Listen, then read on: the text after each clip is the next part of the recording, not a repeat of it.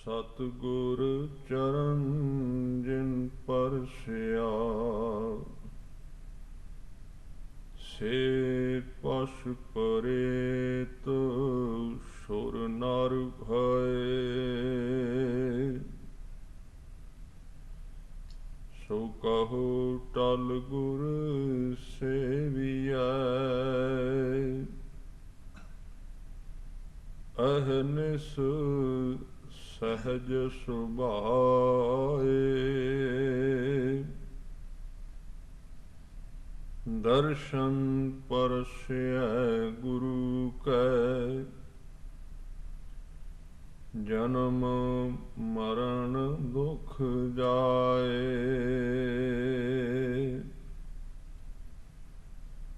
सतनाम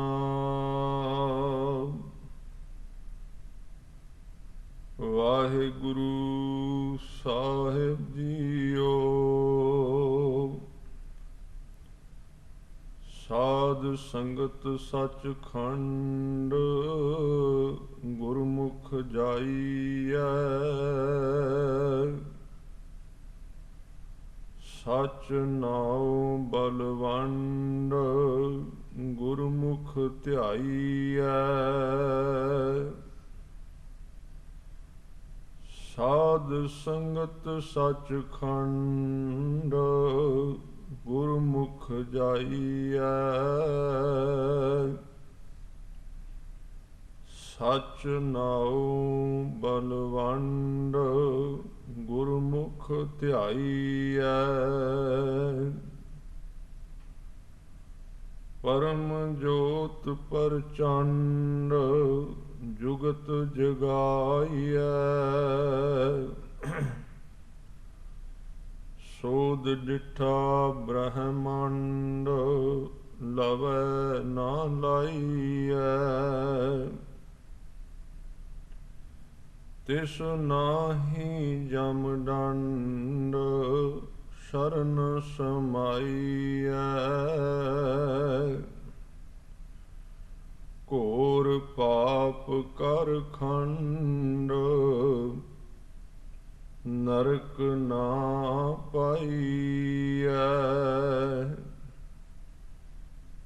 चावल अंदर वंड, उबर जाइयै। सचों सच अखंड, कूड़ छुड़ाइयै। चावल अंदर वंड, उबर जाइयै। सचों सच अखंड, कूड़ छुड़ाइयै। वाहिगुरु जी का खालसा, वाहिगुरु जी की फतेह। सतगुरु गरीब नवाज पातशाह दसां पातशाहियां दे प्रतख स्वरूप, अकाल मूरत, लोक परलोक दे सहायक श्री गुरु ग्रंथ साहिब सच्चे पातशाह जी दे चरनां विच जुड़ बैठे सत्कारयोग गुरु सवारे गुरमुख प्यारे सतसंगी जनों, सतगुरां ने तरस कीता है, बख्शिश कीती, अपने चरनां विच बैठन लई प्रेरित कीता है, सुभाग समा बख्शिश कीता है। अज दे गुरमत विचार दे समय विच भाई गुरदास जी द्वारा उचारण कीतियां हुईयां वारां विच 12वीं वार दी 18वीं और 19 नंबर पौड़ी इन्हां दी विचार समझण दा यतन करांगे। भाई गुरदास साहब जी ने इस 18 नंबर पौड़ी विच एक बहुत ही ਐਸੀ ਥਾਂ ਦਾ ਜ਼ਿਕਰ ਕੀਤਾ ਜਿਸ ਥਾਂ ਤੇ ਘੋਰ ਅਪਰਾਧੀ, ਪਾਪ ਗ੍ਰਸਿਆ ਹੋਇਆ ਮਨੁੱਖ, ਜਿਹਦੀ ਕੋਈ ਸੰਭਾਵਨਾ ਨਹੀਂ ਕਿ ਉਹਦੇ ਜੀਵਨ ਦਾ ਵੀ ਕਿਤੇ ਉਧਾਰ ਹੋ ਸਕਦਾ ਹੈ, ਉਸ ਥਾਂ ਦਾ ਜ਼ਿਕਰ ਕੀਤਾ ਤੇ ਕਹਿਣ ਲੱਗੇ ਸੱਚਖੰਡ ਵਰਗੀ ਉਹ ਥਾਂ ਹੈ, ਉਸ ਨੂੰ ਸਾਧ ਸੰਗਤ ਕਿਹਾ ਹੈ,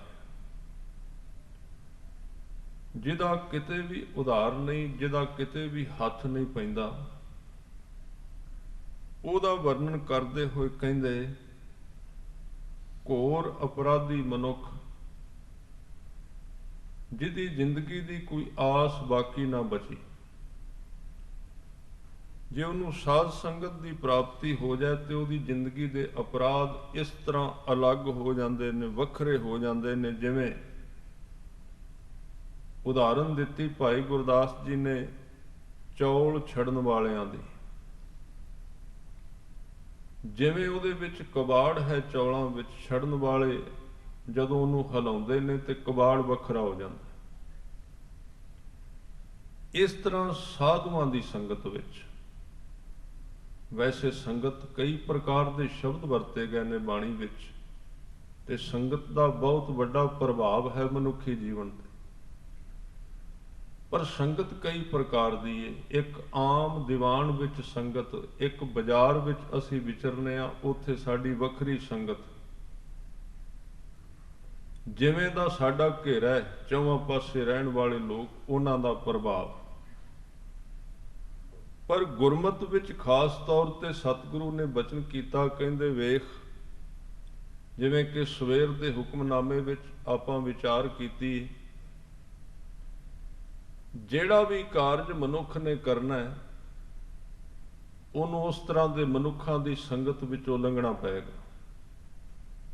ਜੇ ਕਿਸੇ ਨੇ ਸੰਸਾਰ ਦੇ ਵਿੱਚ, ਭਾਵੇਂ ਉਹ ਕੁਕਰਮ ਨੇ ਜਾਂ ਕੋਈ ਵੀ ਮਾਰਕੀਟ ਦਾ, ਬਾਜ਼ਾਰ ਦਾ ਕਾਰਜ ਹੈ, ਜਿਸ ਕੰਮ ਨੂੰ ਵੀ ਸਿੱਖਣਾ ਹੈ, ਉਸ ਕੰਮ ਦੇ ਵਿੱਚ ਪਏ ਹੋਏ ਮਨੁੱਖਾਂ ਦੀ ਸੋਹਬਤ ਵਿੱਚ, ਸੰਗਤ ਵਿੱਚ ਮਨੁੱਖ ਨੂੰ ਤੁਰਨਾ ਪਏਗਾ, ਨਹੀਂ ਤੇ ਉਸ ਕਾਰਜ ਦੇ ਵਿੱਚ ਕਦੀ ਕਾਮਯਾਬੀ ਨਹੀਂ। ਭਾਈ ਗੁਰਦਾਸ ਜੀ ਨੇ ਇਹਦੇ ਉੱਤੇ ਕਈ ਪੌੜੀਆਂ ਉਚਾਰਨ ਕੀਤੀਆਂ ਨੇ, ਤਾਂ ਕਿ ਇੱਕ ਧਰਮ ਦੇ ਮਾਰਗ ਤੇ, ਸਿੱਖੀ ਦੇ ਮਾਰਗ ਤੇ ਤੁਰਨ ਵਾਲੇ ਮਨੁੱਖ ਵਾਸਤੇ ਇਹ ਲੋੜ ਜੀਵਨ ਦੀ ਉਹਨੂੰ ਪਤਾ ਲੱਗ ਜਾਏ ਕਿ ਜਿੰਨਾ ਚਿਰ ਮੈਂ ਸੰਗਤ ਨਹੀਂ ਕਰਦਾ, ਧਰਮ ਦੇ ਮਾਰਗ ਤੇ ਮੇਰੀ ਝੋਲੀ ਵਿੱਚ ਕੁਝ ਵੀ ਪੈਣ ਵਾਲਾ ਨਹੀਂ। ਇੱਥੋਂ ਤੱਕ ਸਤਿਗੁਰੂ ਨੇ ਤੇ ਬਚਨ ਕਰ ਦਿੱਤੇ। ਕਹਿਣ ਲੱਗੇ ਕਈ ਵਾਰੀ ਤੇ ਇਸ ਤਰ੍ਹਾਂ ਵੀ ਹੁੰਦਾ ਹੈ, ਸਾਧੂਆਂ ਦੀ, ਗੁਰਮੁਖਾਂ ਦੀ, ਗੁਰੂ ਕੇ ਪਿਆਰਿਆਂ ਦੀ ਸੰਗਤ ਕੀਤਿਆਂ ਉਹ ਦਾਤ ਸਹਿਜੇ ਹੀ ਝੋਲੀ ਵਿੱਚ ਪੈ ਜਾਂਦੀ, ਜਿਹਦੇ ਵਾਸਤੇ ਬੰਦੇ ਨੂੰ ਕਈ ਵਾਰੀ ਬੜੀ ਲੰਮੀ ਘਾਲਣਾ ਵਿੱਚੋਂ, ਮਿਹਨਤ ਵਿੱਚੋਂ, ਮੁਸ਼ੱਕਤ ਵਿੱਚੋਂ ਲੰਘਣਾ ਪੈਂਦਾ।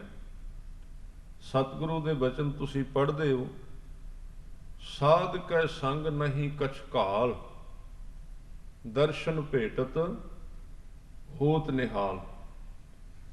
ਕਹਿੰਦੇ ਨੇ ਉੱਥੇ ਘਾਲਣਾ ਦੀ ਲੋੜ ਨਹੀਂ ਪੈਂਦੀ। ਪਰ ਹੁਣ ਜੇ ਤਾਂ ਉਸ ਥਾਂ ਤੇ ਮਨੁੱਖ ਉਸ ਦਸ਼ਾ ਦੇ ਵਿੱਚ ਸਮਰਪਿਤ ਹੋ ਕੇ ਬਵੇ, ਇਹ ਦਾਤ ਤਾਂ ਮਿਲੇਗੀ। ਇਹ ਕੇਵਲ ਦਿਮਾਗੀ ਵਿਸ਼ਾ ਨਹੀਂ। ਸਾਧ ਕੈ ਸੰਗ ਨਹੀਂ ਕਛ ਘਾਲ, ਘਾਲ ਦੇ ਅਰਥ ਨੇ ਮਿਹਨਤ। ਮਿਹਨਤ ਦੀ ਵੀ ਕਹਿੰਦੇ ਉੱਥੇ ਲੋੜ ਨਹੀਂ ਪੈਂਦੀ। ਆ ਉਦਾਹਰਨ ਬਾਣੀ ਵਿੱਚ ਕਈ ਥਾਵਾਂ ਤੇ ਜਿਨ੍ਹਾਂ ਨੇ ਐਸੇ ਪੁਰਸ਼ਾਂ ਦੀ ਸੰਗਤ ਕੀਤੀ ਹੈ, ਔਰ ਇਹ ਦਾਤ ਮੰਗਦਾ ਹੈ ਸਿੱਖ ਰੋਜ਼।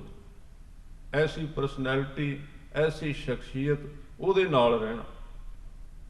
ਨਾਲ ਰਹਿਣ ਦੇ ਵਿੱਚ, ਕਿਉਂਕਿ ਜਿਵੇਂ ਦੇ ਸਰੀਰ ਦੇ ਨਾਲ ਅਸੀਂ ਰਹਿੰਦੇ ਹਾਂ, ਸਹਿਜ ਸੁਭਾਏ ਉਹਦੀਆਂ ਤਰੰਗਾਂ, ਉਹਦੇ ਵਿਚਾਰ, ਉਹਦਾ ਪ੍ਰਭਾਵ ਸਾਡੀ ਜ਼ਿੰਦਗੀ ਤੇ ਅਸਰ ਕਰਦਾ ਹੈ। ਜਿਵੇਂ ਦੇ ਵਿਅਕਤੀ ਦੇ ਕੋਲ ਰਹੇਗਾ।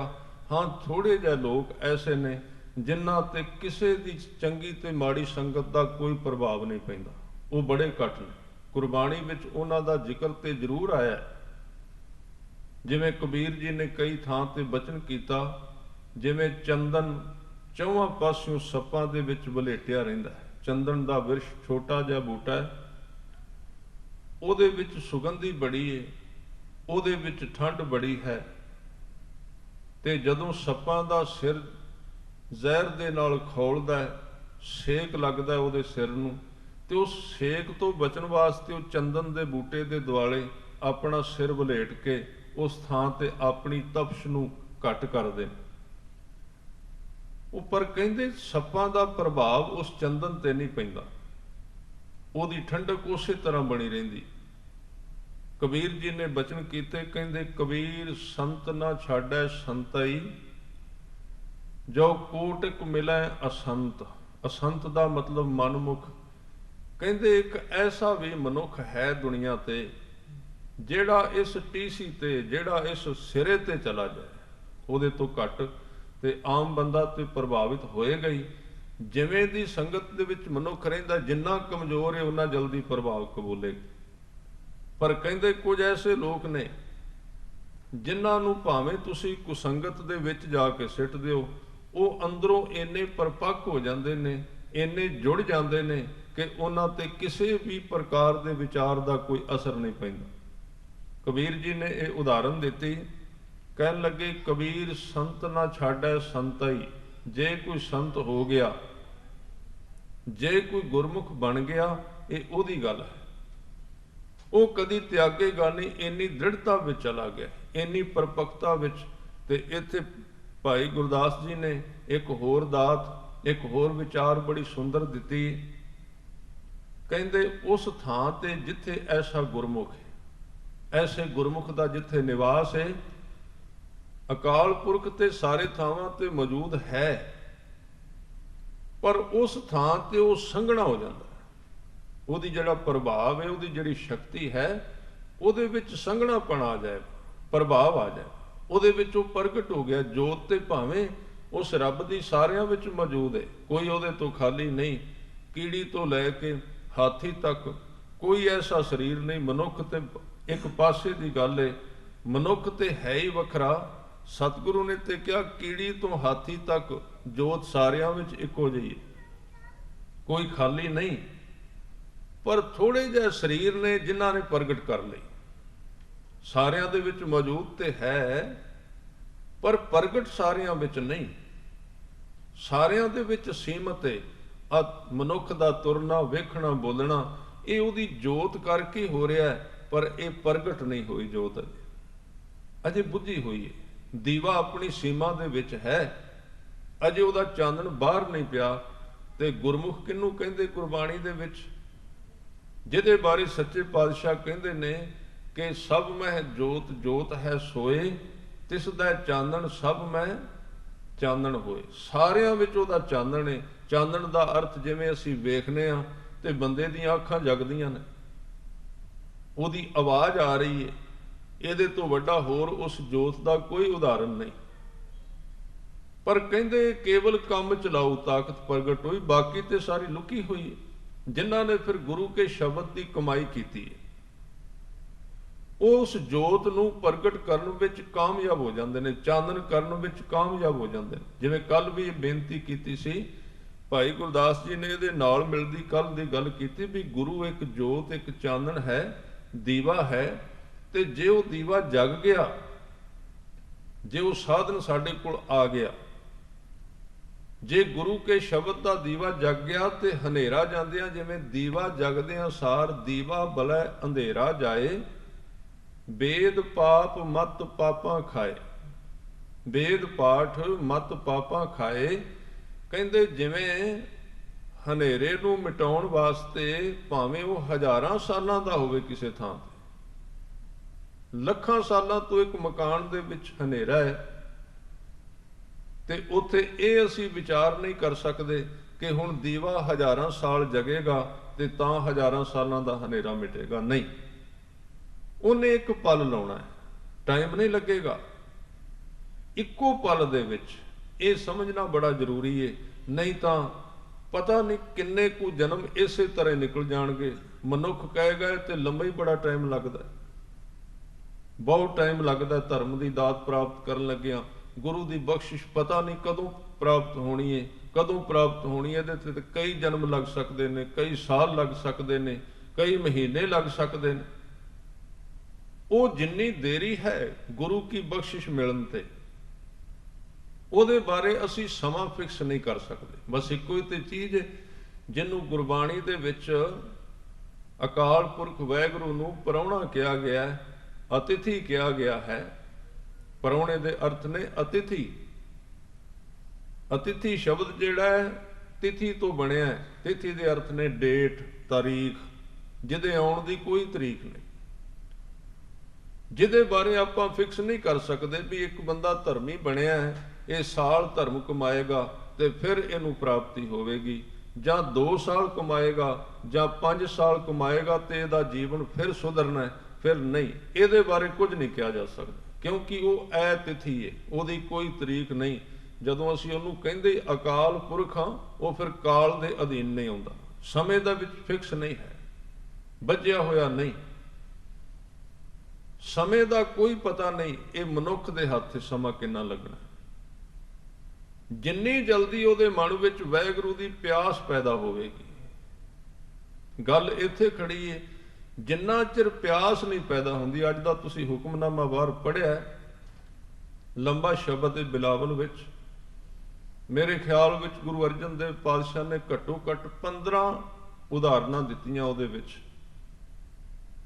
ਕਿ ਜਿੰਨਾ ਚਿਰ ਪਿਆਸ, ਤੇ 1-2 ਉਦਾਹਰਨਾਂ ਮੈਂ ਸਾਂਝੀਆਂ ਵੀ ਕਰਦਿਆਂ, ਤੁਸੀਂ ਸ਼ਾਇਦ ਪੜ੍ਹਿਆ, ਪੜ੍ਹ ਵੀ ਸਕਦੇ ਹੋ।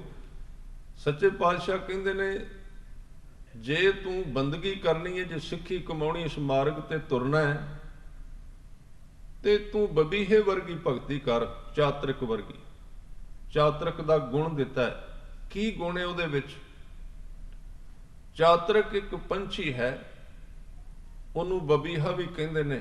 ਆਮ ਤੌਰ ਤੇ ਮਾਰਚ ਅਪ੍ਰੈਲ ਦੇ ਦਿਨਾਂ ਵਿੱਚ ਭਾਰਤ ਦੇ ਖੇਤਾਂ ਵਿੱਚ ਬੋਲਦਾ ਹੈ, ਬੜੀ ਤੇਜ਼ ਤਿੱਖੀ ਆਵਾਜ਼ ਆਉਂਦੀ। ਗੁਰਬਾਣੀ ਵਿੱਚ ਉਹਦਾ ਬੜਾ ਵਰਣਨ ਕੀਤਾ ਗਿਆ। ਬਬੀਹਾ ਅੰਮ੍ਰਿਤ ਵੇਲੇ ਬੋਲਿਆ, ਤਾਂ ਦਰ ਸੁਣੀ ਪੁਕਾਰ, ਮੇਘੈ ਨੂੰ ਫਰਮਾਨ ਹੋਵਾ, ਬਰਸੋ ਕਿਰਪਾ ਧਾਰ।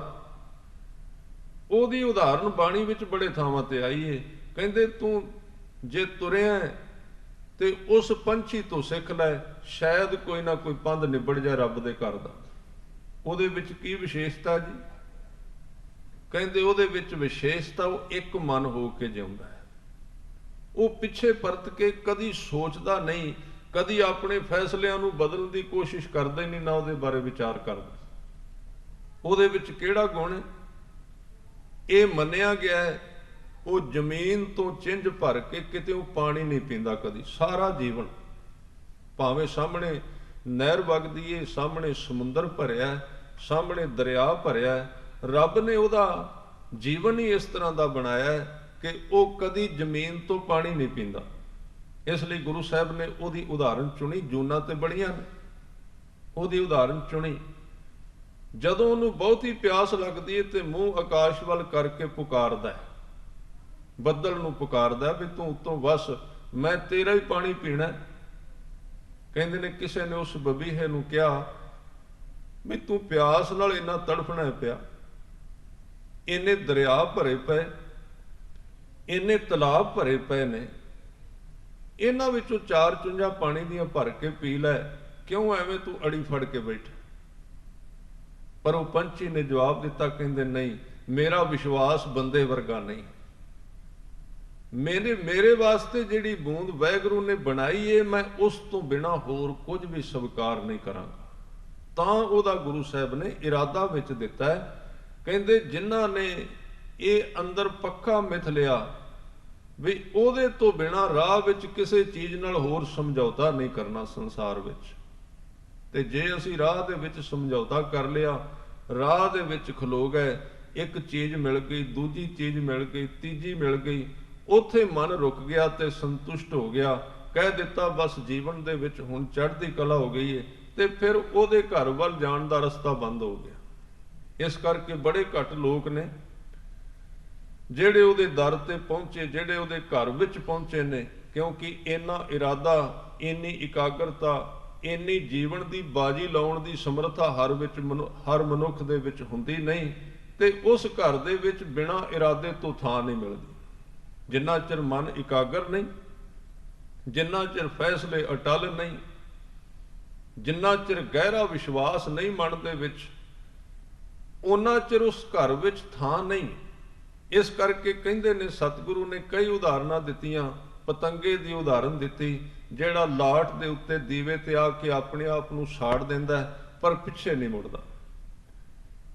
ਇਸੇ ਕਰਕੇ ਭਾਈ ਗੁਰਦਾਸ ਜੀ ਅੱਜ ਬਚਨ ਕਰ ਰਹੇ ਨੇ ਕਿ ਇਸ ਮਾਰਗ ਦੇ ਉੱਤੇ ਉਹ ਸਾਧੂ ਜਿਹਦੀ ਸੰਗਤ ਦਾ ਜ਼ਿਕਰ ਕੀਤਾ ਗਿਆ, ਕਿਉਂਕਿ ਗੁਰਬਾਣੀ ਸਾਰੀ ਤਿੰਨ ਚੀਜ਼ਾਂ ਦਾ ਵਰਣਨ ਕਰਦੀ ਹੈ। ਇੱਕ ਅਕਾਲ ਪੁਰਖ, ਇੱਕ ਗੁਰੂ ਦਾ ਵਰਣਨ, ਤੇ ਇੱਕ ਜਿਹੜਾ ਗੁਰੂ ਦੇ ਮਾਰਗ ਤੇ ਤੁਰ ਕੇ, ਗੁਰੂ ਕੇ ਹੁਕਮ ਤੇ ਤੁਰ ਕੇ ਜਿਹਨੇ ਆਪਣਾ ਜੀਵਨ ਤਬਦੀਲ ਕਰ ਦਿੱਤਾ, ਬਦਲ ਦਿੱਤਾ। ਇਹਨਾਂ ਤਿੰਨ ਚੀਜ਼ਾਂ ਦੀ ਗੁਰਬਾਣੀ ਵਿੱਚ ਬਹੁਤੀ ਵਿਆਖਿਆ ਹੈ। ਤੇ ਅਕਾਲ ਪੁਰਖ ਤੇ ਬੜੀ ਉੱਚੀ ਹਸਤੀ ਹੈ, ਉਹ ਅੱਜ ਤੱਕ ਕਿਸੇ ਆਪਣੀ ਇਸ ਅੱਖ ਨਾਲ ਸਾਹਮਣੇ ਵੇਖਿਆ ਨਹੀਂ। ਇਸ ਕਰਕੇ ਗੁਰੂ ਸਾਹਿਬ ਨੇ ਥੱਲੇ ਵਾਲੀਆਂ ਦੋ ਹਸਤੀਆਂ ਦਾ ਜ਼ਿਕਰ ਕੀਤਾ, ਇੱਕ ਗੁਰੂ ਦਾ ਤੇ ਇੱਕ ਗੁਰਸਿੱਖ ਦਾ। ਇੱਥੋਂ ਸਿੱਖ ਨੇ ਸ਼ੁਰੂ ਕਰਨਾ, ਗੁਰਸਿੱਖ ਦੀ ਸੰਗਤ ਤੋਂ, ਫਿਰ ਗੁਰੂ ਤੱਕ ਜਾਣਾ। ਗੁਰੂ ਗ੍ਰੰਥ ਸਾਹਿਬ ਸੱਚੇ ਪਾਤਸ਼ਾਹ ਸ਼ਬਦ ਸਰੂਪ, ਅਕਾਲ ਸਰੂਪ, ਬਾਣੀ ਸਰੂਪ ਨੇ। ਉਹਦੇ ਤੱਕ ਪਹੁੰਚਣ ਵਾਸਤੇ ਸਤਿਗੁਰੂ ਨੇ ਸਾਨੂੰ ਸੰਗਤ ਦਿੱਤੀ ਹੈ। ਜਦੋਂ ਸੰਗਤ ਦੇ ਰਾਹੀਂ ਮਨੁੱਖ ਤੁਰੇਗਾ ਤੇ ਉਸ ਸ਼ਬਦ ਤੱਕ ਚਲਾ ਜਾਏਗਾ। ਸਿੱਖ ਦੀ ਸੰਗਤ ਗੁਰੂ ਤੱਕ ਲੈ ਕੇ ਜਾਏਗੀ ਤੇ ਗੁਰੂ ਕੀ ਸੰਗਤ ਪਰਮਾਤਮਾ ਤੱਕ ਲੈ ਕੇ ਚਲੇ ਜਾਏਗੀ। ਇਹ ਤਿੰਨ ਡੰਡੇ ਨੇ, ਤਿੰਨ ਪੌੜੀਆਂ ਨੇ, ਤਿੰਨ ਥਾਵਾਂ ਤੋਂ ਲੰਘਣਾ ਪਏਗਾ। ਸਿੱਧਾ ਉੱਪਰਲੇ ਡੰਡੇ ਤੇ ਪੈਰ ਰੱਖਣਾ ਮੁਮਕਿਨ ਨਹੀਂ। ਇਸ ਕਰਕੇ ਭਾਈ ਗੁਰਦਾਸ ਅੱਜ ਦੇ ਬਚਨਾਂ ਵਿੱਚ ਇੱਕ ਸ਼ਬਦ ਕਹਿ ਰਹੇ ਨੇ, ਕਹਿੰਦੇ ਇਥੋਂ ਸ਼ੁਰੂ ਕਰ, ਸਾਧ ਸੰਗਤ ਸੱਚਖੰਡ ਗੁਰਮੁਖ ਜਾਈਐ। ਸਭ ਤੋਂ ਪਹਿਲਾਂ ਸੰਗਤ ਦੀ ਮਹਾਨਤਾ ਦਿੱਤੀ, ਤੇ ਸੰਗਤ ਵੀ ਉਹਨਾਂ ਲੋਕਾਂ ਦੀ ਜਿਨ੍ਹਾਂ ਨੇ ਆਪਣੇ ਆਪ ਨੂੰ ਸੋਧ ਲਿਆ। ਵੈਸੇ ਤਾਂ ਹਰ ਇੱਕ ਦੀ ਆਪਣੀ ਆਪਣੀ ਕਲਾਸ ਹੈ, ਪਰ ਮਨੁੱਖ ਨੂੰ ਘੱਟੋ ਘੱਟ ਆਪਣੇ ਤੋਂ ਇੱਕ ਅਗਲੀ ਕਲਾਸ ਦੇ ਵਿਦਿਆਰਥੀ ਨੂੰ ਚੁਣਨਾ ਚਾਹੀਦਾ। ਇਹ ਗੁਰਮਤਿ ਦਾ ਸਿਧਾਂਤ ਹੈ ਕਿ ਜਦੋਂ ਵੀ ਇਸ ਮਾਰਗ ਤੇ ਜਾਣਾ ਹੈ, ਸੰਗਤ ਦੇ ਵਿੱਚ ਵਿਚਰਨਾ ਹੈ। ਜਦੋਂ ਸਿੱਧਾ ਨੇ ਗੁਰੂ ਨਾਨਕ ਸਾਹਿਬ ਜੀ ਨੂੰ ਪੁੱਛਿਆ ਵੀ ਤੁਹਾਡਾ ਜਿਹੜਾ ਤੌਰ ਤਰੀਕਾ ਹੈ, ਗੁਰਸਿੱਖੀ ਦੀ ਦਾਤ, ਸਿੱਖਾਂ ਨੂੰ ਤੁਸੀਂ ਕੀ ਗਿਆਨ ਦਿੱਤਾ ਹੈ, ਕੀ ਬਖਸ਼ਿਸ਼ ਕੀਤੀ ਹੈ, ਤੁਹਾਡੇ ਕੋਲ ਕਿਹੜੀ ਕਰਾਮਾਤ ਹੈ, ਕਿਹੜੀ ਸਿੱਧੀ ਹੈ ਜਿਹਦੇ ਨਾਲ ਤੁਸੀਂ ਆਪਣੇ ਧਰਮ ਨੂੰ ਇੰਨਾ ਫੈਲਾ ਦਿੱਤਾ। ਕਿਉਂਕਿ ਆਪ ਜੀ ਹੈਰਾਨ ਹੋਵੋਗੇ, ਗੁਰੂ ਨਾਨਕ ਸਾਹਿਬ ਨੇ 70 ਸਾਲਾਂ ਦੇ ਵਿੱਚ ਲੱਖਾਂ ਦੀ ਗਿਣਤੀ ਨੂੰ ਪਾਰ ਕਰ ਦਿੱਤਾ ਸੀ। ਇੰਨੀ ਸਿੱਖ ਕੌਮ ਦਾ ਵਾਅਦਾ ਕੀਤਾ ਸੀ ਆਪਣੇ ਇਸ ਇੰਨੇ ਕੁ ਜੀਵਨ ਕਾਲ ਦੇ ਵਿੱਚ। ਇੱਕ ਥਾਂ ਤੇ ਨਹੀਂ, ਇਸ ਜ਼ਮੀਨ ਦੇ ਹਰ ਇੱਕ ਕੋਨੇ ਦੇ ਵਿੱਚ ਗੁਰੂ ਨਾਨਕ ਸੱਚੇ ਪਾਤਸ਼ਾਹ ਜੀ ਦਾ ਨਾਮ ਤੇ ਉਪਦੇਸ਼ ਚਲਾ ਗਿਆ। ਤੇ ਕੱਲਾ ਨਾਮ ਨਹੀਂ ਗਿਆ, ਲੱਖਾਂ ਲੋਕ ਉਹਨਾਂ ਦੇ ਉਪਦੇਸ਼ ਤੋਂ ਪ੍ਰਭਾਵਿਤ ਵੀ ਹੋਏ। ਉਹਦੇ ਪਿੱਛੇ ਕਿਹੜਾ ਤਰੀਕਾ ਕੰਮ ਕਰ ਰਿਹਾ ਸੀ। ਅੱਜ ਅਸੀਂ ਇਸ ਉੱਤੇ ਬਹੁਤ ਚਿੰਤਿਤ ਨੇ, ਗੁਰੂ ਕੇ ਪਿਆਰੇ ਗੁਰਸਿੱਖ, ਵੀ ਸਿੱਖੀ ਦਾ ਪਤਨ, ਜਿਹੜਾ ਧਰਮ ਗੁਰੂ ਸਾਹਿਬ ਨੇ ਚਲਾਇਆ ਸੀ, ਉਹਦੇ ਵਿੱਚ ਵਾਧੇ ਦੀ ਬਜਾਏ ਉਹਨਾਂ ਦੀ ਗਿਣਤੀ ਵਿੱਚ ਘਾਟਾ ਹੋ ਰਿਹਾ। ਜੇ ਤੁਸੀਂ ਇਹਦਾ ਮੁਤਾਲਿਆ ਕਰਕੇ ਵੇਖੋ ਤੇ 10 ਪਾਤਸ਼ਾਹੀਆਂ ਦੇ ਟਾਈਮ ਦੇ ਵਿੱਚ ਜਿੰਨੇ ਗੁਰੂ ਕੇ ਸਿੱਖਾਂ ਵਿੱਚ ਵਾਧਾ ਹੋਇਆ ਹੈ, ਆ ਥੋੜੇ ਸਮੇਂ ਦੇ ਵਿੱਚ ਬਹੁਤ ਘਾਟਾ ਹੋਇਆ। ਜੇ ਇਹਨੂੰ ਤੋੜ ਕੇ ਵੇਖੀਏ, ਜੇ ਇਹਨੂੰ ਗਿਣ ਕੇ ਵੇਖਿਆ ਜਾਏ ਤੇ ਉਹਦਾ ਕਾਰਨ ਕੀ ਲੱਭੇਗਾ? ਉਹਦਾ ਕਾਰਨ ਇਹ ਲੱਭੇਗਾ ਵੀ ਜਿਹੜਾ ਤਰੀਕਾ 10 ਪਾਤਸ਼ਾਹੀਆਂ ਨੇ ਵਰਤਿਆ ਸੀ, ਉਹ ਤਰੀਕਾ ਅਸੀਂ ਛੱਡ ਦਿੱਤਾ। ਉਹ ਤਰੀਕਾ ਸੀ ਵੀ ਉਦੋਂ ਗੁਰਸਿੱਖ ਇੱਕ ਸਿੱਖ ਦੋਏ ਸਾਧ ਸੰਗ ਪੰਜੀ ਪਰਮੇਸ਼ਰ। ਭਾਈ ਗੁਰਦਾਸ ਜੀ ਨੇ ਉਸ ਵਕਤ ਦੀ ਮਰਿਆਦਾ ਲਿਖੀ, ਕਿਵੇਂ ਸਿੱਖੀ ਵਿੱਚ ਵਾਧਾ ਹੋਇਆ। ਉਹਦੇ ਵਾਧੇ ਦਾ ਕਾਰਨ ਸੀ ਕਿ ਗੁਰਸਿੱਖ ਹਮੇਸ਼ਾ 2 4 5 10 ਸਿੱਖਾਂ ਦੇ ਗਰੁੱਪ ਵਿੱਚ ਰਹਿੰਦੇ ਸੀ, ਕਿਉਂਕਿ ਲੱਖਾਂ ਦੀ ਗਿਣਤੀ ਵਿੱਚ ਤੇ ਨਾ ਕੋਈ ਇਕੱਠਾ ਹੁੰਦਾ। ਹੁਣ ਕਾਰਨ ਕੀ ਬਣਿਆ ਵੀ ਹੁਣ ਸਿੱਖ ਕੱਲਾ ਕੱਲਾ ਜੀ ਰਿਹਾ ਹੈ, ਇੱਕ ਆਦਮੀ ਜੀ ਰਿਹਾ ਹੈ, ਤੇ ਇੱਕ ਆਦਮੀ ਦੀ ਤਾਕਤ ਘਟ ਜਾਂਦੀ ਹੈ। ਇੱਕ ਆਦਮੀ ਦੀ ਜਿਹੜੀ ਇਰਾਦਾ ਹੈ, ਉਹਦੇ ਵਿਚਾਰ ਵੀ ਡਿੱਗਦੇ ਰਹਿੰਦੇ ਨੇ। ਕਦੀ ਉਹ ਚੜ੍ਹਦੀ ਕਲਾ ਵਿੱਚ ਹੋ ਜਾਂਦਾ ਹੈ, ਕਦੀ ਉਹ ਡਿੱਗ ਪੈਂਦਾ ਹੈ। ਪਰ ਸੰਗਤ ਦੀ ਇਹ ਮਹਾਨਤਾ ਹੈ, ਜੇ ਇੱਕ ਵਕਤ ਇੱਕ ਸਰੀਰ ਦੇ ਵਿੱਚ ਥੋੜੀ ਜਿਹੀ ਢਹਿੰਦੀ ਕਲਾ ਆਈ ਤੇ ਦੂਸਰੇ ਨੇ ਕੋਲੋਂ 2 ਵਿਚਾਰ ਦਿੱਤੇ, ਉਹਨੂੰ ਚੜ੍ਹਦੀ ਕਲਾ ਮਿਲ ਗਈ। ਇੱਕ ਸਿੱਖ ਦੋਏ ਸਾਧ ਸੰਗ, 2 ਗੁਰਸਿੱਖ ਵੀ ਜਿੱਥੇ ਬੈਠੇ ਨੇ ਉਹਨੂੰ ਵੀ ਗੁਰੂ ਨਾਨਕ ਦੇ ਘਰ ਦੀ ਫਿਲਾਸਫੀ ਸੰਗਤ ਕਹਿੰਦੀ ਏ। ਇਸ ਕਰਕੇ ਸਤਿਗੁਰੂ ਨੇ ਕਿਹਾ ਜ਼ਰੂਰੀ ਨਹੀਂ ਤੂੰ ਹਜ਼ਾਰਾਂ ਦੇ ਇਕੱਠ ਵਿੱਚ ਰੋਜ਼ ਜਾਣਾ, ਕਮ ਸੇ ਕਮ ਸਿੱਖ ਦੀ ਜਿਹੜੀ ਸੰਗਤ ਹੈ ਉਹ 2 ਸਰੀਰਾਂ ਦੀ ਘੱਟੋ ਘੱਟ ਜ਼ਰੂਰ ਹੋਣੀ ਚਾਹੀਦੀ, ਜਿਹੜੇ ਆਪਸ ਵਿੱਚ ਇਕੱਲੇ ਸੰਸਾਰ ਦੀ ਜਿਹੜੀ ਇਹ ਚਰਚਾ ਨਾ ਕਰਨ, ਜਿਹਦੇ ਵਿੱਚ ਗੁਰੂ ਕੇ ਪਿਆਰ ਦੀ, ਗੁਰੂ ਕੇ ਦਿੱਤੇ ਹੋਏ ਜਿਹੜੀਆਂ ਦਾਤਾਂ ਨੇ ਉਹਨਾਂ ਦੀ ਚਰਚਾ ਵੀ ਕੀਤੀ ਜਾਏ। ਫਿਰ ਇਹਦੇ ਵਿੱਚ ਪਰਿਪੱਕਤਾ ਆਏਗੀ, ਚੜ੍ਹਦੀ ਕਲਾ ਆਵੇਗੀ। ਇਸ ਕਰਕੇ ਗੁਰੂ ਸਾਹਿਬ ਨੇ ਜਿਹੜੇ ਸਿਧਾਂਤ ਦੀ ਵਰਤੋਂ ਕੀਤੀ ਸੀ, ਜਿੱਥੇ ਵੀ ਗਏ ਸੱਚੇ ਪਾਤਸ਼ਾਹ ਜੀ, ਜਿੰਨੇ ਲੋਕਾਂ ਕੋਲ ਗਏ, ਗੁਰੂ ਨਾਨਕ ਸੱਚੇ ਪਾਤਸ਼ਾਹ ਜੀ ਦੇ ਜਿਸ ਥਾਂ ਤੇ 2 ਦਿਨ ਰਹੇ, 4 ਦਿਨ ਰਹੇ, 10 ਦਿਨ ਰਹੇ, ਤੇ ਜਦੋਂ ਉੱਥੋਂ ਤੁਰਨ ਲੱਗੇ ਉਹਨਾਂ ਲੋਕਾਂ ਨੇ ਬੇਨਤੀ ਕੀਤੀ ਕਿ ਸੱਚੇ ਪਾਤਸ਼ਾਹ ਆਪ ਜੀ ਤੇ ਚੱਲੇ ਹੋ, ਸਾਨੂੰ ਕੋਈ ਕੰਮ ਪਵੇ, ਤੁਹਾਡੇ ਜਾਣ ਤੋਂ ਬਾਅਦ ਸਾਨੂੰ ਕੌਣ ਇੱਥੇ ਸਿੱਖਿਆ ਦੇਣ ਵਾਲਾ ਹੈ। ਤੇ ਸਤਿਗੁਰੂ ਨੇ 2 ਚੀਜ਼ਾਂ ਜਿੱਥੇ ਵੀ ਗਏ 2 ਚੀਜ਼ਾਂ ਦਿੱਤੀਆਂ। ਕਹਿਣ ਲੱਗੇ ਇੱਕ ਤਾਂ ਧਰਮਸ਼ਾਲਾ ਬਣਾਓ, ਉਦੋਂ ਧਰਮਸ਼ਾਲਾ ਨਾਮ ਵਰਤਿਆ ਗਿਆ ਸੀ, ਫਿਰ ਇਸ ਨੂੰ ਗੁਰਦੁਆਰਾ ਨਾਮ ਦਿੱਤਾ ਗਿਆ। ਧਰਮਸ਼ਾਲਾ ਦਾ ਮਤਲਬ ਹੈ ਜਿੱਥੇ ਧਰਮ ਨੂੰ ਤਿਆਰ ਕੀਤਾ ਜਾਂਦਾ ਹੈ, ਬਣਾਇਆ ਜਾਂਦਾ ਹੈ ਧਰਮ ਨੂੰ। ਧਰਮਸ਼ਾਲਾ ਹੈ ਉਹ ਹੀ ਅਸਲ ਵਿੱਚ, ਧਰਮਸ਼ਾਲਾ ਇਮਾਰਤ ਦਾ ਨਾਂ ਨਹੀਂ। ਇਹ ਸਾਨੂੰ ਧਿਆਨ ਰੱਖਣਾ ਚਾਹੀਦਾ ਹੈ। ਇਮਾਰਤਾਂ ਨਾ ਗੁਰਦੁਆਰੇ ਹੁੰਦੀਆਂ ਨੇ ਨਾ ਧਰਮਸ਼ਾਲਾ ਹੁੰਦੀਆਂ। ਉਹਦੇ ਵਿੱਚ ਤਿਆਰ ਕੀ ਹੁੰਦਾ ਹੈ, ਉਹਦੇ ਵਿੱਚ ਕੁਝ ਮਿਲ ਵੀ ਰਿਹਾ ਹੈ ਕਿ ਨਹੀਂ, ਜੋ ਪੈਰੋਕਾਰਾਂ ਨੇ ਗੁਰੂ ਨਾਨਕ ਦੇ ਘਰ ਦੇ ਵਿੱਚ ਦਿੱਤਾ ਹੈ ਕਿ ਉਹਦੀ ਸਾਂਝ ਵੀ ਹੋ ਰਹੀ ਹੈ ਕਿ ਨਹੀਂ, ਕੀ ਉਹ ਦਾਤ ਵੰਡੀ ਜਾ ਰਹੀ ਹੈ, ਕੋਈ ਲੈ ਵੀ ਰਿਹਾ ਹੈ, ਜਾਂ ਉਹ ਕੱਲੀਆਂ ਇਮਾਰਤਾਂ ਤੱਕ ਗੱਲ ਸੀਮਤ ਰਹਿ ਗਈ। ਸਤਿਗੁਰੂ ਨੇ ਉਹਨੂੰ ਨਾ ਗੁਰਦੁਆਰਾ ਮੰਨਿਆ, ਨਾ ਉਹਨੂੰ ਧਰਮਸ਼ਾਲਾ ਮੰਨਿਆ। ਧਰਮਸ਼ਾਲਾਵਾਂ ਇਹ ਥਾਂ ਇਹ ਕਿਵੇਂ ਬਣੇ, ਜਿਸ ਥਾਂ ਤੇ ਸੋਝੀ ਦਿੱਤੀ ਜਾਂਦੀ ਸੀ, ਜਿੱਥੇ ਬੰਦੇ ਦੇ ਸੁੱਤੇ ਮਨ ਨੂੰ ਜਗਾਇਆ ਜਾਂਦਾ ਸੀ ਪਦਾਰਥ ਦੀ ਨੀਂਦ ਵਿੱਚੋਂ, ਉਹਨੂੰ ਕਹਿੰਦੇ ਨੇ ਗੁਰੂਦੁਆਰੇ ਹੋਏ ਸੋਝੀ ਪਾਈ ਸੀ। ਸੋਝੀ ਦਾ ਮਤਲਬ ਮਨ ਦਾ ਜਾਗਣਾ, ਕਿ ਜਿੱਥੇ ਅਸੀਂ ਵਿਚਰ ਰਹੇ ਹਾਂ, ਜਿਸ ਦੁਨੀਆ ਦੇ ਵਿੱਚ, ਜਿਸ ਮਟੀਰੀਅਲ ਦੇ ਵਿੱਚ, ਇਹਨੂੰ ਇਹ ਕਿਵੇਂ ਦਾ ਹੈ। ਇਹ ਨਹੀਂ ਕਿ ਇਹਨੂੰ ਤਿਆਗਣ ਦੀ ਗੱਲ ਕੀਤੀ ਜਾਏਗੀ, ਛੱਡਣ ਦੀ ਗੱਲ ਨਹੀਂ ਕੀਤੀ ਜਾਏਗੀ।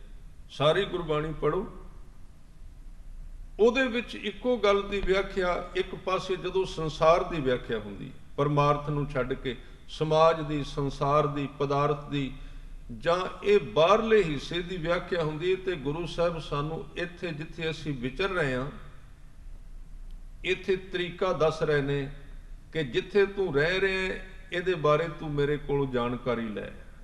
ਜਿੱਥੇ ਤੂੰ ਵਿਚਰ ਰਿਹਾ ਇੱਥੋਂ ਦੀਆਂ ਚੀਜ਼ਾਂ ਦਾ ਸਰੂਪ ਤੇ ਇੱਥੋਂ ਦੀਆਂ ਚੀਜ਼ਾਂ ਦਾ ਸੁਭਾਅ ਚੰਗੀ ਤਰ੍ਹਾਂ ਜਾਣ ਲੈ, ਨਹੀਂ ਤਾਂ ਤੂੰ ਬੜੀ ਵੱਡੀ ਗਲਤੀ ਕਰੇਂਗਾ।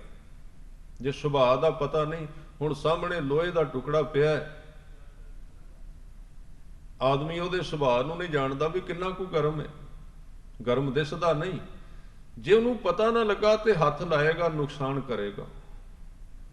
ਸਤਿਗੁਰੂ ਨੇ ਇਸੇ ਤਰ੍ਹਾਂ ਜਿੱਥੇ ਅਸੀਂ ਰਹਿ ਰਹੇ ਹਾਂ ਸੰਸਾਰ ਦੇ ਵਿੱਚ, ਜਿੱਥੇ ਪਦਾਰਥ ਹੈ, ਮਟੀਰੀਅਲ ਹੈ, ਧਨ ਹੈ, ਸਰੀਰ ਹੈ, ਘਰ ਹੈ, ਕਿਰਤ ਹੈ, ਕਾਰੋਬਾਰ ਹੈ, ਮਾਇਆ ਹੈ, ਇਹਦੇ ਸੁਭਾਅ ਬਾਰੇ ਦੱਸਿਆ ਵੀ ਕਿਵੇਂ ਦਾ ਹੈ, ਇਹਦਾ ਸੁਭਾਅ ਤੇ ਇਹਦਾ ਸਰੂਪ। ਸਤਿਗੁਰੂ ਕਹਿੰਦੇ ਇਹਦਾ ਸਰੂਪ ਬੜਾ ਸੋਹਣਾ ਹੈ, ਮਾਇਆ ਦਾ ਖਿੱਚ ਪਾਉਂਦਾ। ਸੰਸਾਰ ਦਾ ਕੋਈ ਵੀ ਹਿੱਸਾ ਲਵੋ, ਇਹਦਾ ਖਿੱਚ ਪਾਉਂਦਾ ਤੇ ਦੂਰੋਂ ਪਾਵੇਗਾ ਖਿੱਚ, ਜਿੰਨਾ ਚਿਰ ਦੂਰੋਂ ਵੇਖੋਗੇ। ਇਸ ਤਰ੍ਹਾਂ ਦਾ ਇੱਕ ਸਿਧਾਂਤ ਦਿੱਤਾ ਗੁਰੂ ਗ੍ਰੰਥ ਸਾਹਿਬ ਜੀ ਦੀ ਬਾਣੀ ਨੇ, ਵੀ ਇਹਨੂੰ ਜਿੰਨਾ ਚਿਰ ਜਿਹੜੀ ਚੀਜ਼ ਨੂੰ ਅਸੀਂ ਦੂਰੋਂ ਵੇਖਦੇ ਹਾਂ ਉਹ ਖਿੱਚਦਾਇਕ ਰਹੇਗੀ। ਜਿਵੇਂ ਚੰਦਰਮਾ, ਜਿਵੇਂ ਤਾਰੇ ਨੇ। ਕਬੀਰ ਜੀ ਨੇ ਇਹਦਾ ਜ਼ਿਕਰ ਤਾਂ ਹੀ ਕੀਤਾ ਬਾਣੀ ਵਿੱਚ, ਕਬੀਰ ਪ੍ਰਭਾਤੇ ਤਾਰੇ ਖਿਸੈ ਤਿਉ ਇਹ ਖਿਸੈ ਸਰੀਰ।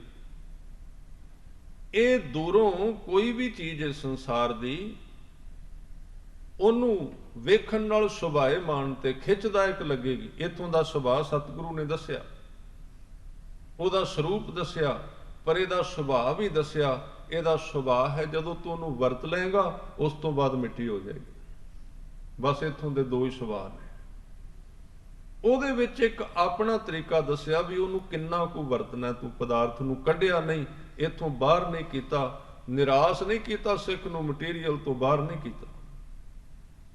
ਬਸ ਇਹਨੂੰ ਦੋ ਚੀਜ਼ਾਂ ਦੇ ਨਾਲ ਤੁਲਨਾ ਦੇ ਦਿੱਤੀ, ਕਿਤੇ ਇਹਨੂੰ ਅੱਗ ਕਿਹਾ, ਕਿਤੇ ਇਹਨੂੰ ਪਾਣੀ ਕਿਹਾ।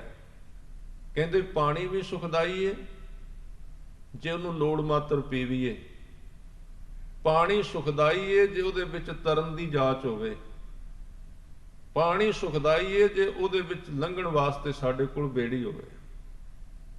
ਹੁਣ ਪਾਣੀ ਨੂੰ ਮਾਇਆ ਦੇ ਨਾਲ ਭਵ ਸਾਗਰ ਸੰਸਾਰ ਸਮੁੰਦਰ ਤਾਂ ਹੀ ਕਿਹਾ ਨਾ ਬਾਣੀ ਵਿੱਚ, ਸੰਸਾਰ ਸਮੁੰਦੇ ਤਾਰ ਗੋਬਿੰਦੇ ਤਾਰ ਲੈ ਬਾਪ ਵੀਠਲਾ। ਪਾਣੀ ਕਿਉਂ ਕਿਹਾ, ਜਲ ਕਿਉਂ ਕਿਹਾ, ਭਵ ਸਾਗਰ ਕਿਉਂ ਕਿਹਾ? ਇਹ ਨਹੀਂ ਕਿਹਾ ਵੀ ਪਾਣੀ ਮਾੜਾ ਹੈ, ਸੰਸਾਰ ਮਾੜਾ ਹੈ, ਸਮੁੰਦਰ ਗਲਤ ਹੈ। ਸੰਸਾਰ ਗਲਤ ਨਹੀਂ, ਡੁੱਬਣ ਵਾਲਾ ਗਲਤ ਹੈ, ਜਿਹਨੂੰ ਉਹਦੇ ਵਿੱਚ ਤਰਨਾ ਨਹੀਂ ਆਇਆ। ਸੱਚੇ ਪਾਤਸ਼ਾਹ ਕਹਿੰਦੇ ਨੇ ਮਾਇਆ ਗਲਤ ਨਹੀਂ ਹੈ, ਇਹ ਪਾਣੀ ਵਰਗੀ ਏ। ਬਸ ਤੈਨੂੰ ਨਾ ਬੇੜੀ ਮਿਲੀ ਤੇ ਨਾ ਤੂੰ ਇਹਦੇ ਵਿੱਚ ਤਰਨ ਦੀ ਜਾਚ ਸਿੱਖੀ। ਜੇ ਤਰਨ ਦੀ ਜਾਚ ਸਿੱਖ ਲਵੇਂ ਤੇ ਇਹ ਸੰਸਾਰ ਹੀ ਸੱਚਖੰਡ ਏ, ਹੋਰ ਕਿਤੇ ਸੱਚਖੰਡ ਲੱਭਣ ਦੀ ਲੋੜ ਨਹੀਂ। ਜੇ ਤਰ ਗਿਆ ਸੱਚਖੰਡ, ਜੇ ਡੁੱਬ ਗਿਆ ਫਿਰ ਝੂਠਖੰਡ। ਇਸ ਕਰਕੇ ਕਿਸੇ ਨੇ ਬਹੁਤ ਸੋਹਣਾ ਇੱਕ ਉਦਾਹਰਨ ਦਿੱਤੀ ਏ। ਉਹ ਕਹਿੰਦੇ ਨੇ ਵੀ ਸਤਿਗੁਰੂ ਕਲਗੀਧਰ ਪਾਤਸ਼ਾਹ ਨੇ ਸਿੰਘਾਂ ਤੋਂ 5 ਸਿਰ ਮੰਗੇ ਸਨ। ਜਦੋਂ ਅੰਮ੍ਰਿਤ ਦੀ ਦਾਤ ਦਿੱਤੀ ਅਨੰਦਪੁਰ ਸਾਹਿਬ ਦੀ ਧਰਤੀ ਤੇ, ਸਿਰ ਮੰਗਦੇ ਗਏ, ਸਿਰ ਮੰਗਦੇ ਗਏ, ਸਿੰਘਾਂ ਨੇ ਸਿਰ ਦੇ ਦਿੱਤੇ। ਬਾਅਦ ਵਿੱਚ ਵਿਚਾਰ ਕਿਤੇ ਚੱਲੀ, ਕਹਿਣ ਲੱਗੇ ਮਹਾਰਾਜ ਤੁਸੀਂ ਸਿਰ ਕਿਉਂ ਮੰਗੇ ਨੇ, ਸਾਰਾ ਸਰੀਰ ਹੀ ਮੰਗ ਲੈਣਾ ਸੀ। ਕੱਲਾ ਸਿਰ ਮੰਗਿਆ, ਸਾਰਾ ਸਰੀਰ ਮੰਗ ਲੈਣਾ ਸੀ, ਹੱਥ ਪੈਰ ਸਰੀਰ ਸਾਰਾ ਵਿੱਚ ਆ ਜਾਣਾ ਸੀ। ਹਜ਼ੂਰ ਕਹਿੰਦੇ ਮੈਨੂੰ ਬਾਕੀ ਦੇ ਸਰੀਰ ਦੀ ਲੋੜ ਨਹੀਂ, ਕਿਉਂਕਿ ਸਿਰ ਚਾਹੀਦਾ ਮੈਨੂੰ। ਸਿਰ ਦਾ ਮਤਲਬ ਸਿਰ ਦੇ ਵਿੱਚ ਮੱਤ ਹੁੰਦੀ ਹੈ। ਤੇ ਜਦੋਂ ਵੀ ਬੰਦਾ ਕਿਤੇ ਪਾਣੀ ਦੇ ਵਿੱਚ ਡੁੱਬਦਾ ਹੈ, ਸਾਰਾ ਸਰੀਰ ਗਲੇ ਤੱਕ ਉਹਦਾ ਡੁੱਬਾ ਰਹੇ ਤੇ ਕਦੀ ਉਹਦੀ ਮੌਤ ਨਹੀਂ ਹੋਵੇਗੀ।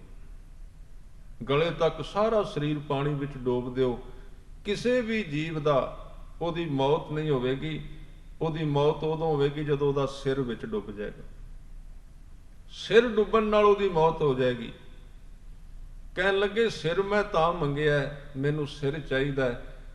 ਸਿੱਖ ਦਾ ਸਿਰ ਲੈ ਕੇ ਮੈਂ ਉਹਨੂੰ ਦੱਸ ਦਿੱਤਾ ਹੈ ਬਈ ਬਾਕੀ ਭਾਵੇਂ ਸਾਰਾ ਸੰਸਾਰ ਵਿੱਚ ਤੇਰਾ ਸਰੀਰ ਵਿਚਰਦਾ ਰਹੇ, ਪਰ ਤੇਰੀ ਮੱਤ ਉੱਚੀ ਹੋਣੀ ਚਾਹੀਦੀ। ਤਾਂ ਸ਼ਬਦ ਵਰਤੇ ਨੇ, ਸਿੱਖਾਂ ਦਾ ਮਨ ਨੀਵਾਂ ਮੱਤ ਉੱਚੀ। ਇਹਦੇ ਤੋਂ ਉੱਚੇ ਰਹਿਣ ਦੀ ਜਾਚ ਸਿੱਖ। ਤੇਰੀ ਸੁਰਤ ਇਹਦੇ ਵਿੱਚ ਕਿਤੇ ਡੁੱਬੇ ਨਾ, ਬਾਹਰ ਨਿਕਲਣ ਦੀ ਜਾਚ ਸਿੱਖ ਲੈ।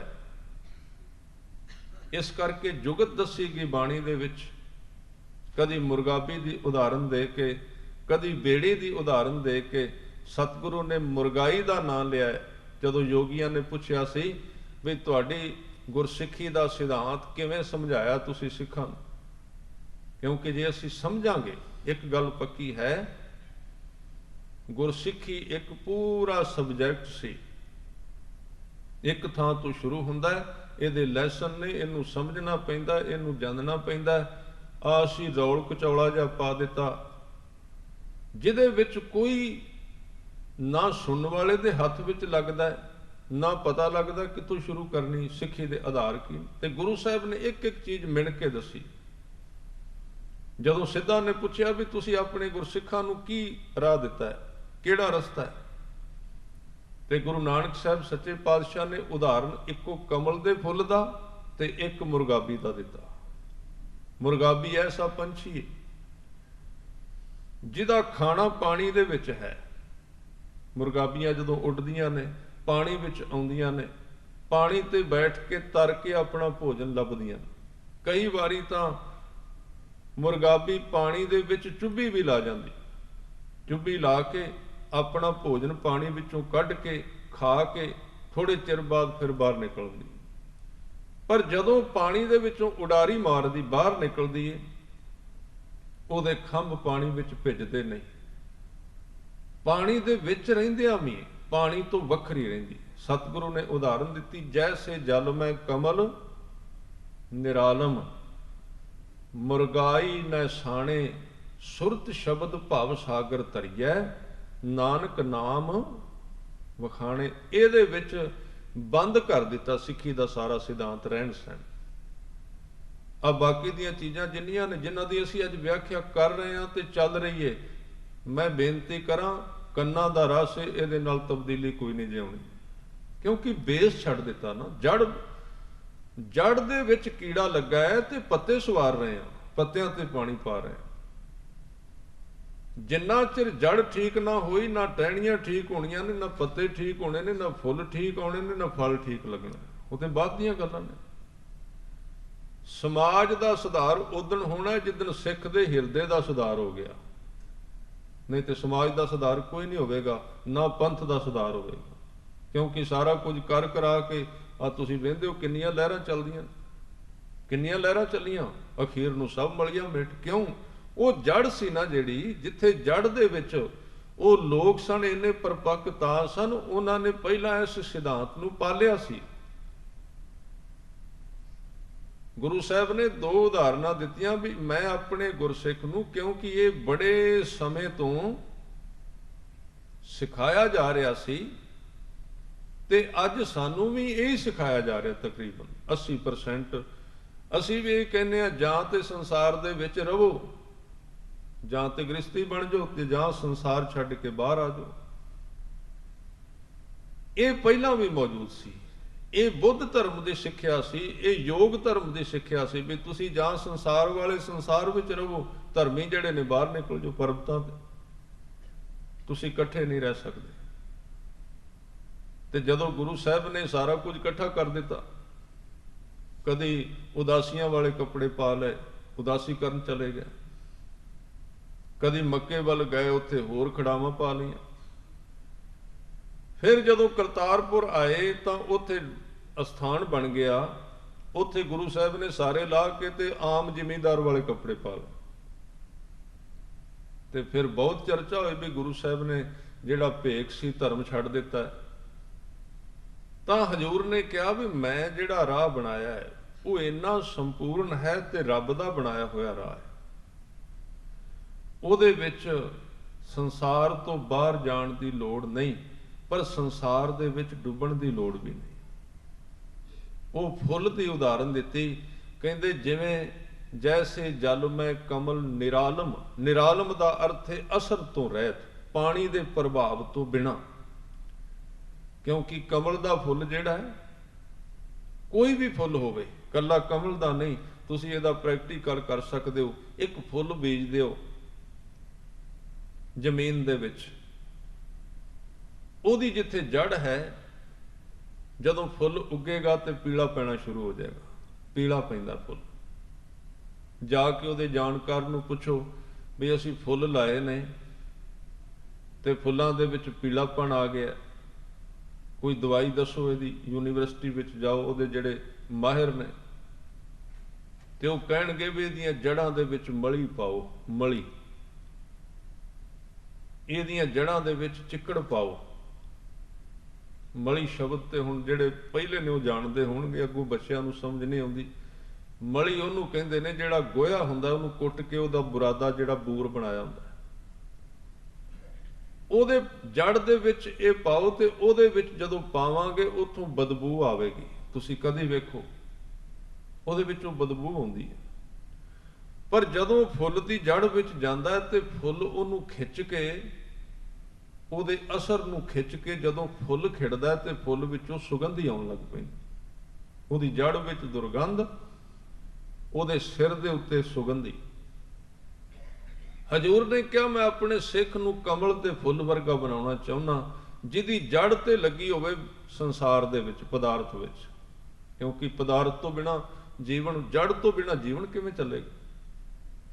ਜੜ ਲੱਗੀ ਹੋਵੇ ਚਿੱਕੜ ਵਿੱਚ, ਆ ਚਿੱਕੜ ਹੀ ਸਾਰਾ। ਪੰਕਜ ਮੋਹ ਪਗ ਨਹੀਂ ਚਾਲੇ, ਹਮ ਦੇਖਾ ਤੈ ਡੂਬੀ ਅਲੇ। ਜੜ ਲੱਗੀ ਹੋਵੇ ਚਿੱਕੜ ਵਿੱਚ। ਹਾਂ, ਇੱਕ ਧਿਆਨ ਰੱਖਿਓ, ਜੇ ਫੁੱਲ ਦਾ ਜਿਹੜਾ ਸਿਰਾ ਉਹ ਵੀ ਚਿੱਕੜ ਵਿੱਚ ਡਿੱਗ ਪਿਆ ਤੇ ਫਿਰ ਕਹਾਣੀ ਗਲਤ ਹੋ ਗਈ। ਸਤਿਗੁਰੂ ਕਹਿੰਦੇ ਗੁਰਸਿੱਖਾ ਤੇਰਾ ਸਰੀਰ ਰਵੇ ਸੰਸਾਰ ਵਿੱਚ ਕੋਈ ਹਰਜ ਨਹੀਂ, ਹੱਥਾਂ ਨਾਲ ਕੰਮ ਕਰ, ਮੂੰਹ ਨਾਲ ਪ੍ਰਸ਼ਾਦਾ ਪਾਣੀ ਛਕ, ਰਸਨਾ ਦੇ ਨਾਲ ਬੋਲ, ਕੰਮ ਕਰ, ਸੰਸਾਰ ਵਿੱਚ ਵਿਚਰ। ਪਰ ਹਰ ਬਿਸਰਤ ਤੇਰੇ ਗੁਣ ਗਲਿਆ। ਜਿਵੇਂ ਉਹ ਫੁੱਲ ਜੇ ਚਿੱਕੜ ਵਿੱਚ ਡਿੱਗ ਪਿਆ ਤੇ ਉਹਨੇ ਫੁੱਲ ਨੇ ਗਲ ਜਾਣਾ ਹੈ। ਜੇ ਤੇਰੀ ਸੁਰਤ ਡਿੱਗ ਪਈ ਸੰਸਾਰ ਦੇ ਵਿੱਚ, ਸਮਝੀ ਤੂੰ ਹੀ ਗਲ ਜਾਏਗਾ। ਜੇ ਤੈਨੂੰ ਜਾਚ ਆ ਜਾਏ ਕਿ ਸੰਸਾਰ ਦੇ ਵਿੱਚ ਰਹਿਣਾ ਸਰੀਰ ਕਰਕੇ, ਅਕਾਲ ਪੁਰਖ ਦੇ ਨਾਲ ਰਹਿਣਾ ਸੁਰਤ ਕਰਕੇ, ਧਿਆਨ ਕਰਕੇ, ਜੇ ਜਾਚ ਸਿੱਖ ਲਈ ਜਾਏ, ਇਹਨੂੰ ਸਿੱਖੀ ਦੀ ਜੁਗਤ ਕਿਹਾ ਗਿਆ, ਤਰੀਕਾ ਕਿਹਾ ਗਿਆ। ਇਹ ਹੈ ਪਹਿਲੀ ਮਰਿਆਦਾ। ਜਿੱਦਣ ਇਹ ਮਰਿਆਦਾ ਆ ਗਈ, ਇਹਦੇ ਵਿੱਚੋਂ ਹੀ ਭਾਈ ਮਣੀ ਸਿੰਘ ਨਿਕਲੇ, ਸ਼ਹੀਦ ਹੋਏ। ਸਿੱਧੇ ਨਹੀਂ ਉਹ ਸ਼ਹੀਦ ਹੋਏ, ਨਹੀਂ ਤਾਂ ਭਾਈ ਮਣੀ ਸਿੰਘ ਜੀ ਨੇ ਹੁਣ ਨੂੰ ਕਦੇ ਦਾ ਸਮਝੌਤਾ ਕੀਤਾ ਹੁੰਦਾ ਜੇ ਸਾਡੇ ਵਰਗੇ ਸਿੱਖ ਹੁੰਦੇ। ਕਿਉਂ? ਉਹਨਾਂ ਕਹਿਣਾ ਸੀ ਵੀ ਸਿੱਖ ਆਏ ਨਹੀਂ, ਸੰਗਤ ਆਈ ਨਹੀਂ। ਉਹਨਾਂ ਨੇ ਗੁਰਸਿੱਖਾਂ ਨੂੰ ਬਚਾਇਆ, ਆਪਣੇ ਆਪ ਨੂੰ ਸ਼ਹੀਦ ਕਰਾ ਦਿੱਤਾ। ਕਿਉਂ? ਉਹਨਾਂ ਨੇ ਇਹ ਚੀਜ਼ ਮਾਣੀ ਸੀ ਅੰਦਰ ਵੀ ਦੁਨੀਆ ਦੇ ਵਿੱਚ ਰਹਿ ਕੇ ਵੱਖਰੇ ਕਿਵੇਂ ਰਹਿਣਾ, ਉਹਦੇ ਵਿੱਚ ਫਸੇ ਨਹੀਂ ਸਨ। ਸਾਡੇ ਸਾਹਮਣੇ 20-25 ਸਾਲਾਂ ਦੇ ਉਦਾਹਰਨ ਨੇ ਵੀ ਕਿੰਨੇ ਲੋਕ ਇਸ ਪੱਧਰ ਤੇ ਤੁਰ ਕੇ ਅਖੀਰ ਨੂੰ ਫਿਰ ਡਿੱਗੇ। ਕਿਉਂ? ਇਕੱਲੀਆਂ ਗੱਲਾਂ ਸਨ, ਉਹ ਅੰਦਰਲਾ ਜੀਵਨ ਨਹੀਂ ਸੀ। ਬਾਹਰਲੀ ਕਮਾਈ ਹੈ ਸੀ, ਬਾਹਰਲੀ ਵਿਚਾਰਧਾਰਾ ਹੈ ਸੀ ਇਥੋਂ, ਪਰ ਜੜ ਦੇ ਵਿੱਚ ਉਹ ਚੀਜ਼ ਨਹੀਂ ਸੀ ਜਿਹੜੀ ਕਮਾਈ ਵਾਲੇ ਲੋਕਾਂ ਕੋਲ ਹੁੰਦੀ। ਇਸ ਕਰਕੇ ਉਹ ਵਿੱਚ ਸਭ ਕੁਝ ਰਹਿ ਗਿਆ। ਬੜੀਆਂ ਗੱਲਾਂ ਅਸੀਂ ਲੋਕਾਂ ਨੂੰ ਸੁਣਾਈਆਂ ਨੇ, ਬਾਹਾਂ ਖੜੀਆਂ ਕਰ ਕਰਕੇ, ਵੀ ਅਸੀਂ ਧਰਮ ਨੂੰ ਉੱਚਾ ਰੱਖਣਾ ਹੈ, ਰਾਜਨੀਤੀ ਨੂੰ ਨੀਵਾਂ ਰੱਖਣਾ ਹੈ। ਬੜਾ ਲੋਕਾਂ ਨੂੰ ਪਿੱਛੇ ਲਾ ਲਾ ਕੇ ਹਜੂਮ ਪਿੱਛੇ ਲਾਏ ਨੇ, ਪਰ ਆਪ ਸਭ ਇਕੱਠਾ ਹੋ ਗਿਆ। ਇਹ ਕਿਉਂ ਹੋਇਆ? ਕਿਉਂਕਿ ਉਹਨੂੰ ਅੰਦਰ ਤੱਕ ਨਹੀਂ ਲੈ ਕੇ ਗਏ। ਸਿਖਾਇਆ ਅਸੀਂ ਲੋਕਾਂ ਨੂੰ ਸਾਰੀਆਂ ਚੀਜ਼ਾਂ, ਪਰ ਆਪ ਫਿਰ ਉੱਥੇ ਡਿੱਗੇ, ਉਸੇ ਦਰ ਤੇ ਜਾ ਕੇ। ਇਹਦਾ ਕਾਰਨ ਸਿਰਫ ਇਹ ਹੈ ਵੀ ਅਸੀਂ ਸਿਰਫ ਉਹ ਜਿਹੜਾ ਸਿਧਾਂਤ ਦਿੱਤਾ ਸੀ ਗੁਰੂ ਨਾਨਕ ਸੱਚੇ ਪਾਤਸ਼ਾਹ ਜੀ ਦਾ, ਉਹਨੂੰ ਅੱਖੋਂ ਓਹਲੇ ਕਰ ਦਿੱਤਾ, ਉਹਨੂੰ ਅਪਣਾਇਆ ਨਹੀਂ। ਇਸ ਕਰਕੇ ਗੁਰਸਿੱਖ ਇੱਥੋਂ ਸ਼ੁਰੂ ਕਰਦਾ ਹੈ। ਗੁਰੂ ਨਾਨਕ ਸਾਹਿਬ ਨੇ ਕਿਹਾ, ਜੇ ਸਿੱਖ ਮੇਰੇ ਰਾਹ ਤੇ ਤੁਰੇਗਾ, ਉਹਨੂੰ ਇਹ ਦੋ ਅਵਸਥਾਵਾਂ ਮਿਲ ਜਾਣਗੀਆਂ, ਕਮਲ ਦੇ ਫੁੱਲ ਵਾਲੀ ਤੇ ਮੁਰਗਾਬੀ ਵਾਲੀ। ਕਮਲ ਦਾ ਫੁੱਲ ਰਹੇਗਾ ਪਾਣੀ ਵਿੱਚ, ਉਹਦਾ ਜੜ ਰਹੇਗੀ ਪਾਣੀ ਵਿੱਚ ਤੇ ਚਿੱਕੜ ਵਿੱਚ, ਪਰ ਉਹਦਾ ਸਿਰ ਰਹੇਗਾ ਬਾਹਰ, ਫਿਰ ਉਹਦੇ ਵਿੱਚੋਂ ਸੁਗੰਧੀ ਆਏਗੀ। ਇਸੇ ਤਰ੍ਹਾਂ ਸਿੱਖ ਦਾ ਸਰੀਰ ਰਹੇਗਾ ਸੰਸਾਰ ਦੇ ਵਿੱਚ, ਤੇ ਸੰਸਾਰ ਵਿੱਚ ਰਹਿਣ ਲਈ 5-7% ਮਨ ਵੀ ਵਿੱਚ ਰੱਖ ਲੈ ਤੇ ਕੋਈ ਹਰਜ ਨਹੀਂ ਸਰੀਰ ਚਲਾਉਣ ਲਈ। ਪਰ ਜਦੋਂ ਗੁਰੂ ਕਾ ਸਿੱਖ ਸਵੇਰੇ ਨਾ ਸੁਰਤ ਸ਼ਬਦ ਨਾਲ ਜੁੜੇਗਾ, ਸੁਰਤ ਸ਼ਬਦ ਦਾ ਮਤਲਬ ਇਹ ਹੈ, ਸ਼ਬਦ ਦਾ ਅਰਥ ਹੈ ਗੁਰੂ ਗ੍ਰੰਥ ਸਾਹਿਬ ਜੀ ਦਾ ਸੁਭਾਅ, ਗੁਰਬਾਣੀ ਤੇ ਗੁਰੂ ਸਾਹਿਬ ਵੱਲੋਂ ਬਖਸ਼ਿਆ ਹੋਇਆ ਸਿੱਖ ਨੂੰ ਨਾਮ ਮੰਤਰ। ਉਹਨੂੰ ਜਪੇਗਾ ਤੇ ਗੁਰੂ ਗ੍ਰੰਥ ਸਾਹਿਬ ਦੇ ਸੁਭਾਅ ਨੂੰ ਅੰਦਰ ਲਿਆਏਗਾ, ਤੇ ਆਪਣੀ ਤਵੱਜੋ ਜਿਹੜੀ ਹੈ, ਆਪਣੀ ਜਿਹੜੀ ਸੁਰਤ ਹੈ, ਆਪਣਾ ਧਿਆਨ ਹੈ, ਉਹਦੇ ਵਿੱਚ ਲਾਏਗਾ ਸਵੇਰੇ 1-1.5 ਘੰਟਾ। ਉਹਦੇ ਤੋਂ ਬਾਅਦ ਉਹ ਨਿਕਲ ਜਾਏ ਕੰਮ ਤੇ, ਭਾਵੇਂ ਜੇ ਇਹ ਅਭਿਆਸ ਰੋਜ਼ ਕਰਦਾ ਰਿਹਾ, ਇੱਕ ਸਮਾਂ ਐਸਾ ਆਵੇਗਾ ਵੀ ਮੁਖ ਕੀ ਬਾਤ ਸਗਲ ਸਿਉ ਕਰਤਾ, ਜੀ ਸੰਗ ਪ੍ਰਭ ਆਪਣਾ ਧਰਤਾ। ਬਾਹਰੋਂ ਕੰਮ ਕਰੀ ਜਾਏਗਾ, ਪਰ ਉਹਦੇ ਅੰਦਰ ਇੱਕ ਵੱਖਰੀ ਸਾਈਡ ਖੁੱਲ ਜਾਏਗੀ ਅੰਦਰਲੀ, ਜਿਹੜੀ ਉਹਨੇ ਕਮਾਈ ਕੀਤੀ। ਹੁਣ ਜੜ ਬਣਨੀ ਸ਼ੁਰੂ ਹੋ ਗਈ, ਖਜ਼ਾਨਾ ਬਣਨਾ ਸ਼ੁਰੂ ਹੋ ਗਿਆ। ਉਹਦੇ ਅੰਦਰ ਇੱਕ ਧੁਰਾ ਬਣ ਗਿਆ, ਜਿਹਦੇ ਦੁਆਲੇ ਘੁੰਮਦਾ ਉਹਦਾ ਸਾਰਾ ਦਿਨ ਧਿਆਨ, ਟੁੱਟੇਗਾ ਨਹੀਂ। ਫਿਰ ਇੱਥੋਂ ਤੱਕ ਚਲਾ ਜਾਏਗਾ ਵੀ ਭੋਗ ਤੇ ਜੋਗ ਇਕੱਠਾ ਹੋ ਜਾਏਗਾ। ਜਿਹੜਾ ਜਨਕ ਰਾਜੇ ਨੇ ਵਰਤਾਇਆ ਸੀ ਨਾ, ਜਨਕ ਨੇ ਸਿੰਘਾਸਨ ਨਹੀਂ ਸੀ ਛੱਡਿਆ, ਤਾਂ ਹੀ ਤੇ ਉਹਨੂੰ ਇੰਨਾ ਟਾਈਮ ਲੱਗ ਗਿਆ। ਉਹ ਬੜੇ ਲੋਕ ਸਾਧੂ ਲੱਭਦਾ ਰਿਹਾ, ਜਿਹੜਾ ਹੁੰਦਾ ਸੀ ਉਹਨੇ ਇਹ ਕਹਿਣਾ ਵੀ ਤੂੰ ਆ ਉੱਤਰ ਇੱਥੋਂ ਸਿੰਘਾਸਨ ਤੋਂ, ਘਰੋਂ ਬਾਹਰ ਨਿਕਲ, ਚੱਲ ਮੈਂ ਤੈਨੂੰ ਜੰਗਲ ਵਿੱਚ ਉੱਥੇ ਸਵਾਹ ਮਲ ਕੇ ਸਾਧੂ ਬਣਾ ਦਿੰਦੇ ਆ। ਉਹ ਕਹਿੰਦਾ ਵੀ ਨਹੀਂ, ਮੈਂ ਇਹਦੇ ਉੱਤੇ ਬਹਿ ਕੇ ਕਰਨਾ ਹੈ, ਇੱਥੇ ਬਹਿ ਕੇ। ਉਹ ਫਿਰ ਅਸ਼ਟਾਵਕਰ ਆਇਆ, ਉਹਨੇ ਦੱਸਿਆ ਵੀ ਇਸ ਤਰ੍ਹਾਂ ਹੁੰਦਾ ਵੀ 3 ਚੀਜ਼ਾਂ ਸੌਂਪ ਦੇ, ਤਨ ਮਨ ਧਨ ਸਭ ਸੌਂਪ ਗੁਰ ਕੋ ਹੁਕਮ ਮੰਨਿਆ ਪਾਈਐ। ਇਸ ਤਰ੍ਹਾਂ ਤੂੰ ਸਿੰਘਾਸਨ ਤੇ ਬੈਠਾ ਵੀ ਸਿੰਘਾਸਨ ਦੇ ਪ੍ਰਭਾਵ ਤੋਂ ਉੱਚਾ ਹੋ ਜਾਏਗਾ। ਇਹਦੇ ਤੋਂ ਵੱਡਾ ਸਿੰਘਾਸਨ ਤੈਨੂੰ ਦਿਸੇਗਾ। ਅਸਲ ਵਿੱਚ ਬੰਦੇ ਨੇ ਧਰਮੀ ਬਣਨਾ ਹੀ ਉਦੋਂ ਨੇ ਸਾਧ ਸੰਗਤ, ਜਿੱਦਣ ਉਹਨੂੰ ਇਸ ਦੁਨੀਆ ਤੋਂ ਕੋਈ ਵੱਡੀ ਦੁਨੀਆ ਦਿਸ ਪਈ। ਹੁਣ ਅਜੇ ਤੇ ਸਾਨੂੰ ਦਿਸੇਗਾ ਨਹੀਂ, ਅਜੇ ਨਹੀਂ ਨਜ਼ਰ ਆਏਗਾ, ਕਿਉਂਕਿ ਔਖਾ ਬੜਾ ਹੈ। ਆਦਮੀ ਦੇ ਜਿਹੜੀ ਜ਼ਿੰਦਗੀ ਦਾ ਹਿਸਾਬ ਕਿਤਾਬ ਮੈਥ ਹੈ, ਉਹ ਮਨ ਦਾ ਇਹ ਹੈ, ਮਨ ਉਨਾ ਚਿਰ ਛੋਟੀ ਚੀਜ਼ ਨੂੰ ਨਹੀਂ ਛੱਡਦਾ ਜਿੰਨਾ ਚਿਰ ਵੱਡੀ ਸਾਹਮਣੇ ਨਾ ਆਵੇ। ਇਹ ਬਿਲਕੁਲ ਸੱਚ ਜੇ। ਇਹ ਤਾਂ ਚਲੋ ਠੀਕ ਹੈ, ਸਾਨੂੰ ਸੰਜਮ ਧੀਰਜ ਰੱਖਣਾ ਚਾਹੀਦਾ, ਪਰ ਛੱਡਦਾ ਨਹੀਂ ਅੰਦਰੋਂ। ਕੁਦਰਤੀ ਹੈ। ਇੱਕ ਦੇ ਸਾਹਮਣੇ ਉਹਦੇ ਹੱਥ ਵਿੱਚ 100 ਰੁਪਈਆ, ਉਹਨੂੰ ਕਹਦੇ ਛੱਡ ਬਈ ਛੱਡ, ਉਹ ਨਹੀਂ ਛੱਡੇਗਾ। ਉਹਦੇ ਅੱਗੇ 1000 ਦਾ ਨੋਟ ਕਰ ਦਿਓ, ਫਿਰ ਕਹਿਣ ਦੀ ਵੀ ਲੋੜ ਨਹੀਂ ਪੈਣੀ, ਉਹ ਛੁੱਟ ਜਾਣਾ ਆਪਣੇ। ਉਸ ਵੱਡੀ ਦੁਨੀਆ ਨੂੰ ਜਦੋਂ ਵੱਡੀ ਦੁਨੀਆ ਸਾਹਮਣੇ ਆਏਗੀ ਉਦੋਂ ਛੋਟੀ ਛੁੱਟੇਗੀ, ਪਰ ਉਹ ਵੱਡੀ ਸਾਹਮਣੇ ਨਹੀਂ, ਫਿਰ ਕੀ ਕਰੇ ਆਦਮੀ। ਇਸ ਕਰਕੇ ਇਹ ਸਿਧਾਂਤ ਹੈ ਗੁਰੂ ਸਾਹਿਬ ਦਾ, ਵੱਡੇ ਨਾਲ ਜੁੜ। ਜਦੋਂ ਵੱਡੀ ਚੀਜ਼ ਸਾਹਮਣੇ ਆ ਜਾਏਗੀ, ਉਹਦੀ ਬਖਸ਼ਿਸ਼ ਨੂੰ ਤੂੰ ਮੰਨਣ ਲੱਗ ਪਏਗਾ, ਆਪਣੇ ਆਪ ਮਨ ਦੀ ਖਿੱਚ ਸੰਸਾਰ ਤੋਂ ਢਿੱਲੀ ਪੈਣੀ ਸ਼ੁਰੂ ਹੋ ਜਾਏਗੀ। ਇਹ ਜੁਗਤ ਦੱਸੀ ਗੁਰੂ ਸਾਹਿਬ ਨੇ। ਇਹ ਚੀਜ਼ ਵਰਤ ਕੇ ਸਿੱਖ ਆਸਾਨੀ ਦੇ ਨਾਲ ਸੰਸਾਰ ਤੋਂ ਮੁਕਤ ਹੋ ਸਕਦਾ ਹੈ, ਉੱਚਾ ਹੋ ਸਕਦਾ ਹੈ। ਅਸੀਂ ਇੱਕ ਚੀਜ਼ ਨੂੰ ਵਰਤ ਲਿਆ, ਸਿਰਫ ਤਿਆਗ ਨੂੰ। ਅਸੀਂ ਸਿਰਫ ਛੱਡਣ ਤੇ ਜ਼ੋਰ ਦਿੱਤਾ ਹੈ, ਇਹ ਵੀ ਛੱਡ ਦਿਓ, ਇਹ ਵੀ ਛੱਡ ਦਿਓ। ਠੀਕ ਹੈ, ਕੁਝ ਬੱਜਰ ਚੀਜ਼ਾਂ ਛੱਡੀਆਂ ਨੇ। ਧਰਮ ਨੂੰ ਇੰਨਾ ਔਖਾ ਬਣਾ ਦਿੱਤਾ ਸਾਡੇ ਲੋਕਾਂ ਨੇ। ਜਿਹੜਾ ਬੱਜਰ ਸ਼ਬਦ ਵਰਤਿਆ ਸੀ ਨਾ ਗੁਰਸਿੱਖਾਂ ਨੇ, ਉਹ ਤਾਂ ਹੀ ਵਰਤਿਆ ਸੀ ਵੀ ਇੱਕ ਦਰਵਾਜ਼ਾ ਥੋੜਾ ਜਿਹਾ ਖੋਲ ਦਿੱਤਾ ਵੀ ਕੋਈ ਅੰਦਰ ਆ ਜਾ ਧਰਮ ਦੇ। ਅੱਜ ਤੇ ਮੈਂ ਘੱਟੋ ਘੱਟ 100 ਵਿੱਚੋਂ 10% ਉਹ ਗੁਰਮੁਖ ਵੇਖੇ ਨੇ ਜਿਹੜੇ ਅੰਮ੍ਰਿਤ ਛਕਣਾ ਚਾਹੁੰਦੇ, ਉਹ ਡਰੇ ਹੀ ਇੰਨੇ, ਡਰਾਏ ਇੰਨੇ ਗਏ ਨੇ। ਉਹ ਕਹਿੰਦੇ ਜੇ ਅੰਮ੍ਰਿਤ ਛਕ ਕੇ ਤੁਸੀਂ ਥੋੜਾ ਜਿਹਾ ਗਲਤ ਕਰ ਦਿੱਤਾ, ਬਸ ਉਹ ਇੰਨੇ ਡਰੇ ਹੋਏ ਨੇ ਅੰਮ੍ਰਿਤ, ਇੰਨਾ ਡਰਾਇਆ ਗਿਆ ਉਹਨਾਂ ਨੂੰ। ਜਦ ਕਿ ਅੰਮ੍ਰਿਤ ਦਾ ਮਤਲਬ ਸੀ ਵੀ 4 ਬੱਜਰ ਕੁਰੈਤਾਂ ਤੇ ਇੱਕ ਵਾਰੀ ਸ਼ੁਰੂਆਤ ਕਰਨੀ। ਹੁਣ ਸਿੱਖ ਸਹਿਜੇ ਸਹਿਜੇ ਸਟੱਡੀ ਕਰਦਾ ਕਰਦਾ ਅੰਦਰ ਦੀਆਂ ਚੀਜ਼ਾਂ ਨੂੰ ਤਬਦੀਲ ਕਰੇਗਾ, ਪਰ ਅਸੀਂ ਉਹੀ ਸੰਨਿਆਸ ਥੋਪ ਦਿੱਤਾ ਉਹਨਾਂ ਦੇ ਉੱਤੇ, ਇੰਨਾ ਔਖਾ ਕਰ ਦਿੱਤਾ। ਸਤਿਗੁਰੂ ਦਾ ਜਿਹੜਾ ਸਿਧਾਂਤ ਸੀ, ਉਹ ਕਹਿੰਦੇ ਇਸ ਮਾਰਗ ਤੇ ਤੁਰੇਗਾ, ਹੁਣ ਤੈਨੂੰ ਅੱਜ ਤਾਂ ਕੁਝ ਨਜ਼ਰ ਨਹੀਂ ਆਉਂਦਾ, ਫਿਰ ਇੱਕ ਚੀਜ਼ ਤੈਨੂੰ ਤਰੀਕਾ ਦੱਸ ਦਿੰਦੇ, ਜੋ ਅੱਜ ਭਾਈ ਗੁਰਦਾਸ ਜੀ ਨੇ ਕਿਹਾ। ਉਹ ਕਹਿੰਦੇ ਨੇ ਤੇਰੇ ਕੋਲੋਂ ਬਖਸ਼ਿਸ਼ ਨਹੀਂ ਅਕਾਲ ਪੁਰਖ ਦੀ, ਤੇ ਤੂੰ ਇਸ ਦੁਨੀਆ ਨੂੰ ਵੱਡਾ ਸਮਝਣਾ ਹੈ, ਕਿਉਂਕਿ ਉਹ ਵੱਡੀ ਦੁਨੀਆ ਤੇਰੇ ਹੱਥਾਂ ਵਿੱਚ ਨਹੀਂ। ਇਹ ਮਿੱਟੀ ਤਾਂ ਚੰਗੀ ਲੱਗਦੀ, ਤੇਰੇ ਕੋਲ ਅਜੇ ਸੋਨਾ ਨਹੀਂ ਆਇਆ। ਤੇ ਇਹਦਾ ਇੱਕੋ ਹੀ ਤਰੀਕਾ ਹੈ, ਤੂੰ ਉਹਨਾਂ ਦਾ ਜੀਵਨ ਵੇਖ ਜਿਨ੍ਹਾਂ ਦੇ ਕੋਲ ਸੋਨਾ ਆ ਗਿਆ। ਉਹਨਾਂ ਵੱਲੋਂ ਜਦੋਂ ਤੂੰ ਵੇਖੇਗਾ ਨਾ ਉਹਨਾਂ ਦੇ ਜੀਵਨ ਨੂੰ, ਤੇ ਤੇਰੀ ਪਕੜ ਆਪੇ ਸੰਸਾਰ ਤੋਂ ਘਟੇਗੀ, ਤੂੰ ਵੀ ਉਸ ਵਪਾਰ ਵਿੱਚ ਪਏਗਾ। ਤਿੰਨਾਂ ਦੇਖ ਮਨ ਚਾਓ ਉਠਣ ਦਾ। ਜੇ ਤੂੰ ਚਾਹ ਪੈਦਾ ਕਰਨਾ ਹੈ ਨਾ ਧਰਮ ਦਾ, ਤੇ ਚਾਹ ਪੈਦਾ ਕਰਨ ਵਾਸਤੇ ਇੱਕੋ ਹੀ ਰਾਹ ਹੈ, ਤਿੰਨਾਂ ਦੇਖ, ਉਹਨਾਂ ਵੱਲ ਵੇਖ।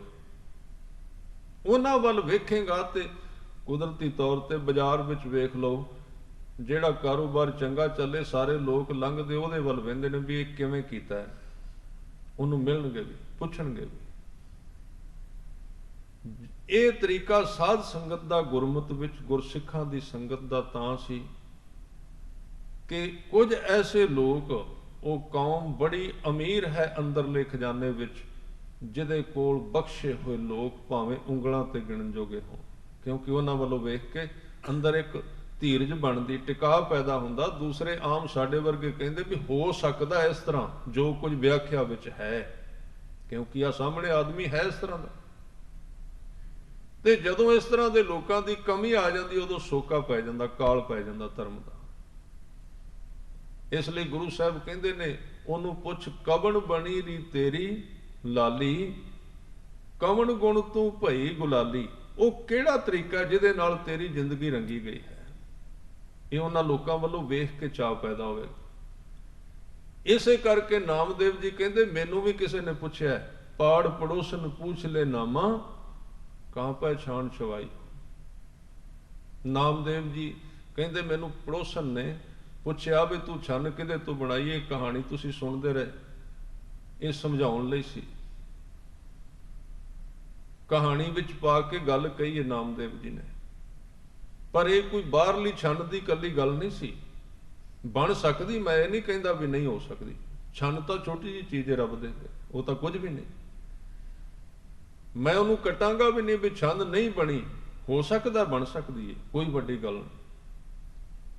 ਆ ਜਿਹੜਾ ਰੱਬ ਤੁਰਦੇ ਫਿਰਦੇ ਸਰੀਰ ਬਣਾ ਲੈਂਦਾ ਨਾ, ਸਾਡੇ ਸਾਹਮਣੇ ਜਨਮ ਹੋ ਰਿਹਾ ਬੱਚਿਆਂ ਦਾ ਰੋਜ਼, ਹਜ਼ਾਰਾਂ ਬੱਚੇ ਜਨਮ ਲੈ ਰਹੇ ਨੇ, ਇਹ ਉਹਨੇ ਹੀ ਬਣਾਇਆ ਨਾ।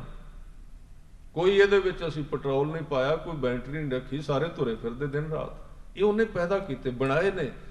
ਤੇ ਜੇ ਉਹ ਰੱਬ ਇਹ ਤੁਰਦੇ ਫਿਰਦੇ ਮਾਸ ਦੇ ਇੰਜਣ ਸਰੀਰ ਬਣਾ ਸਕਦਾ, ਤੇ ਫਿਰ 4 ਕਮਰੇ ਵੀ ਖੜੇ ਕਰ ਸਕਦਾ, ਉਹਦੀ ਕੋਈ ਕਮੀ ਨਹੀਂ ਉਹਦੇ ਵਿੱਚ, ਕੋਈ ਘਾਟਾ ਨਹੀਂ। ਪਰ ਇਹ ਜਿਹੜੇ ਵੀ ਉਪਦੇਸ਼ ਨੇ, ਇਹ ਦੋ ਪੱਖੇ ਅੰਦਰੂਨੀ ਤੇ ਬਾਹਰ ਲਿਆਉਂਦੇ ਨੇ। ਇੱਥੇ ਨਾਮਦੇਵ ਜੀ ਕਹਿ ਰਹੇ ਕਿ ਜਦੋਂ ਮੇਰੇ ਅੰਦਰਲੀ ਛੰਨ ਬਣੀ ਨਾ, ਜੀਵਨ ਉੱਚਾ ਹੋ ਗਿਆ, ਚੜ੍ਹਦੀ ਕਲਾ ਹੋ ਗਈ, ਬੇਪਰਵਾਹੀ ਆ ਗਈ। ਬੇਗਮਪੁਰਾ ਸ਼ਹਿਰ ਕੋ ਨਾਉ, ਦੁਖ ਅੰਦੋ ਨਹੀਂ ਤੇ ਠਾਉ, ਨਾ ਤਸਬੀਸ ਖਰਾਜ ਨਾ ਮਾਲ, ਖੌਫ ਨਾ ਖਤਾ ਨਾ ਤਰਸ ਜਵਾਲ। ਐਸੀ ਦਸ਼ਾ ਬਣ ਗਈ। ਤੇ ਕੁਦਰਤੀ ਤੌਰ ਤੇ ਨਾਮਦੇਵ ਕਹਿੰਦੇ, ਮੈਨੂੰ ਕਿਸੇ ਨੇ ਪੁੱਛਿਆ ਵੀ ਤੂੰ ਇਹ ਜੀਵਨ ਕਿਹਦੇ ਤੋਂ ਬਣਵਾਇਆ ਹੈ, ਉਹ ਮਿਸਤਰੀ ਕਿਹੜਾ, ਮੈਨੂੰ ਵੀ ਦੱਸ। ਪਾੜ ਪੜੋਸਨ ਪੁੱਛ ਲੈ ਨਾਮਾ, ਕਾਂ ਪਹਿਛਾਣ ਛਵਾਈ ਹੋ, ਤਉ ਪੈ ਦੁਗਨੀ ਮਜੂਰੀ ਦੇ ਹੋ, ਮੋਕੋ ਬੇਡੀ ਦੇਹੋ ਬਤਾਈ ਹੋ। ਬੇਡੀ ਦਾ ਅਰਥ ਹੈ ਮਿਸਤਰੀ, ਕਾਰੀਗਰ। ਉਹ ਗੁਰਸਿੱਖ ਨਾਮਦੇਵ ਜੀ ਨੂੰ ਉਹ ਗੁਰਮੁਖ ਕਹਿੰਦਾ ਹੈ ਵੀ ਤੂੰ ਜਿਹਦੇ ਤੋਂ ਆਪਣਾ ਜੀਵਨ ਬਣਵਾਇਆ ਹੈ ਨਾ, ਉਹ ਕਾਰੀਗਰ ਮੈਨੂੰ ਦੱਸ। ਜਿੰਨੇ ਪੈਸੇ ਤੂੰ ਦਿੱਤੇ ਨੇ, ਜੇ ਤੂੰ 100 ਦਿੱਤਾ, ਮੈਂ 100 ਦੇ 200 ਦੇ ਦਿਆਂਗਾ। ਤਉ ਪੈ ਦੁਗਣੀ ਮਜੂਰੀ ਦੇਹੋ, ਮੋਕੋ ਬੇਡੀ ਦੇਹੋ ਬਤਾਈ ਹੋ। ਤੇ ਨਾਮਦੇਵ ਜੀ ਨੇ ਅੱਗੋਂ ਫਿਰ ਕਿਹਾ, ਕਹਿੰਦੇ ਉੱਥੇ ਪੈਸੇ ਨਹੀਂ ਚੱਲਦੇ, ਉੱਥੇ ਮਾਇਆ ਨਹੀਂ ਚੱਲਦੀ, ਹੋਰ ਉੱਥੇ ਕੀ ਚੱਲਦਾ?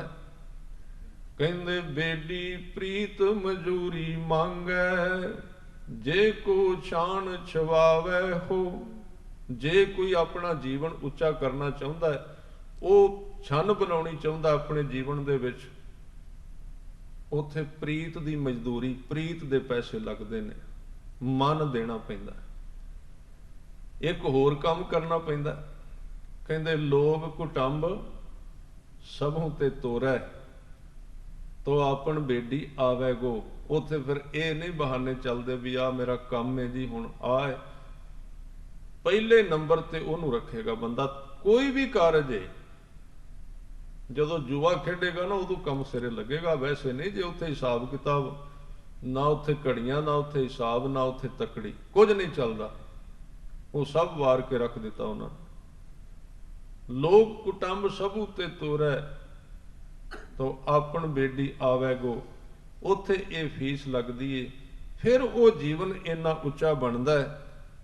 ਤੇ ਭਾਈ ਗੁਰਦਾਸ ਜੀ ਕਹਿੰਦੇ, ਅੱਜ ਤੇਰੇ ਕੋਲ ਉਹ ਦਾਤ ਨਹੀਂ ਜਿਹੜੀ ਇੰਨੀ ਉੱਚੀ ਏ, ਜਿਹਨੂੰ ਵੇਖ ਕੇ ਜਨਕ ਵਰਗਿਆਂ ਨੇ ਵੇਖਿਆ ਆ ਸਿੰਘਾਸਨ ਫਿੱਕਾ ਹੈ, ਜਿਹਨੂੰ ਵੇਖ ਕੇ ਬਾਦਸ਼ਾਹਾਂ ਦੇ ਸਿਰ ਝੁਕ ਗਏ, ਫਿੱਕੇ ਪੈ ਗਏ ਬਾਦਸ਼ਾਹ ਉਸ ਸਿੰਘਾਸਨ ਦੇ ਅੱਗੇ ਆ ਕੇ।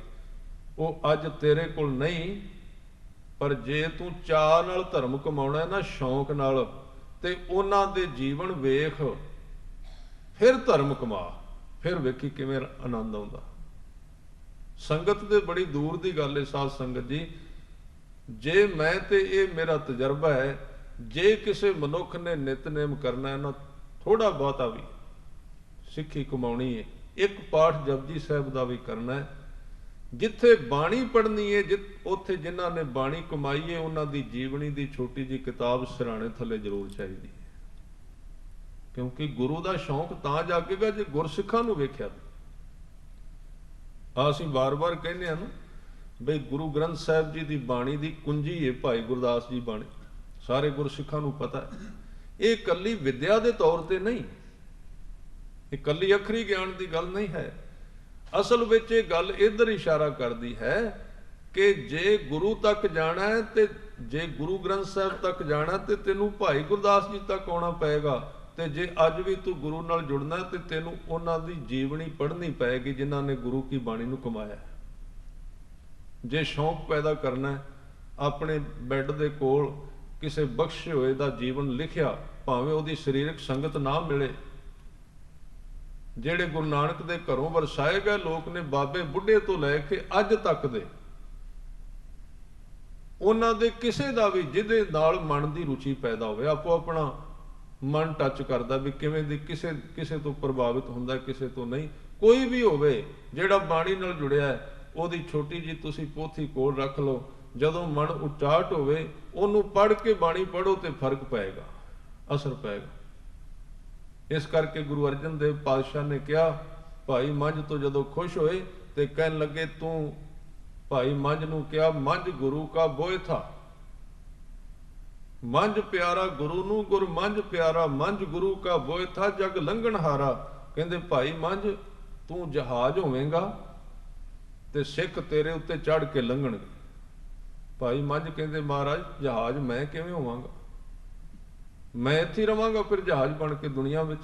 ਕਹਿੰਦੇ ਨਹੀਂ, ਮੈਂ ਤਾਂ ਕਿਹਾ ਤੂੰ ਜਹਾਜ਼ ਬਣ ਜਾਏਗਾ ਸਿੱਖੀ ਦਾ, ਵੀ ਤੇਰੇ ਉੱਤੇ ਲੰਘ ਕੇ ਲੋਕ ਪਾਰ ਲੰਘਣਗੇ।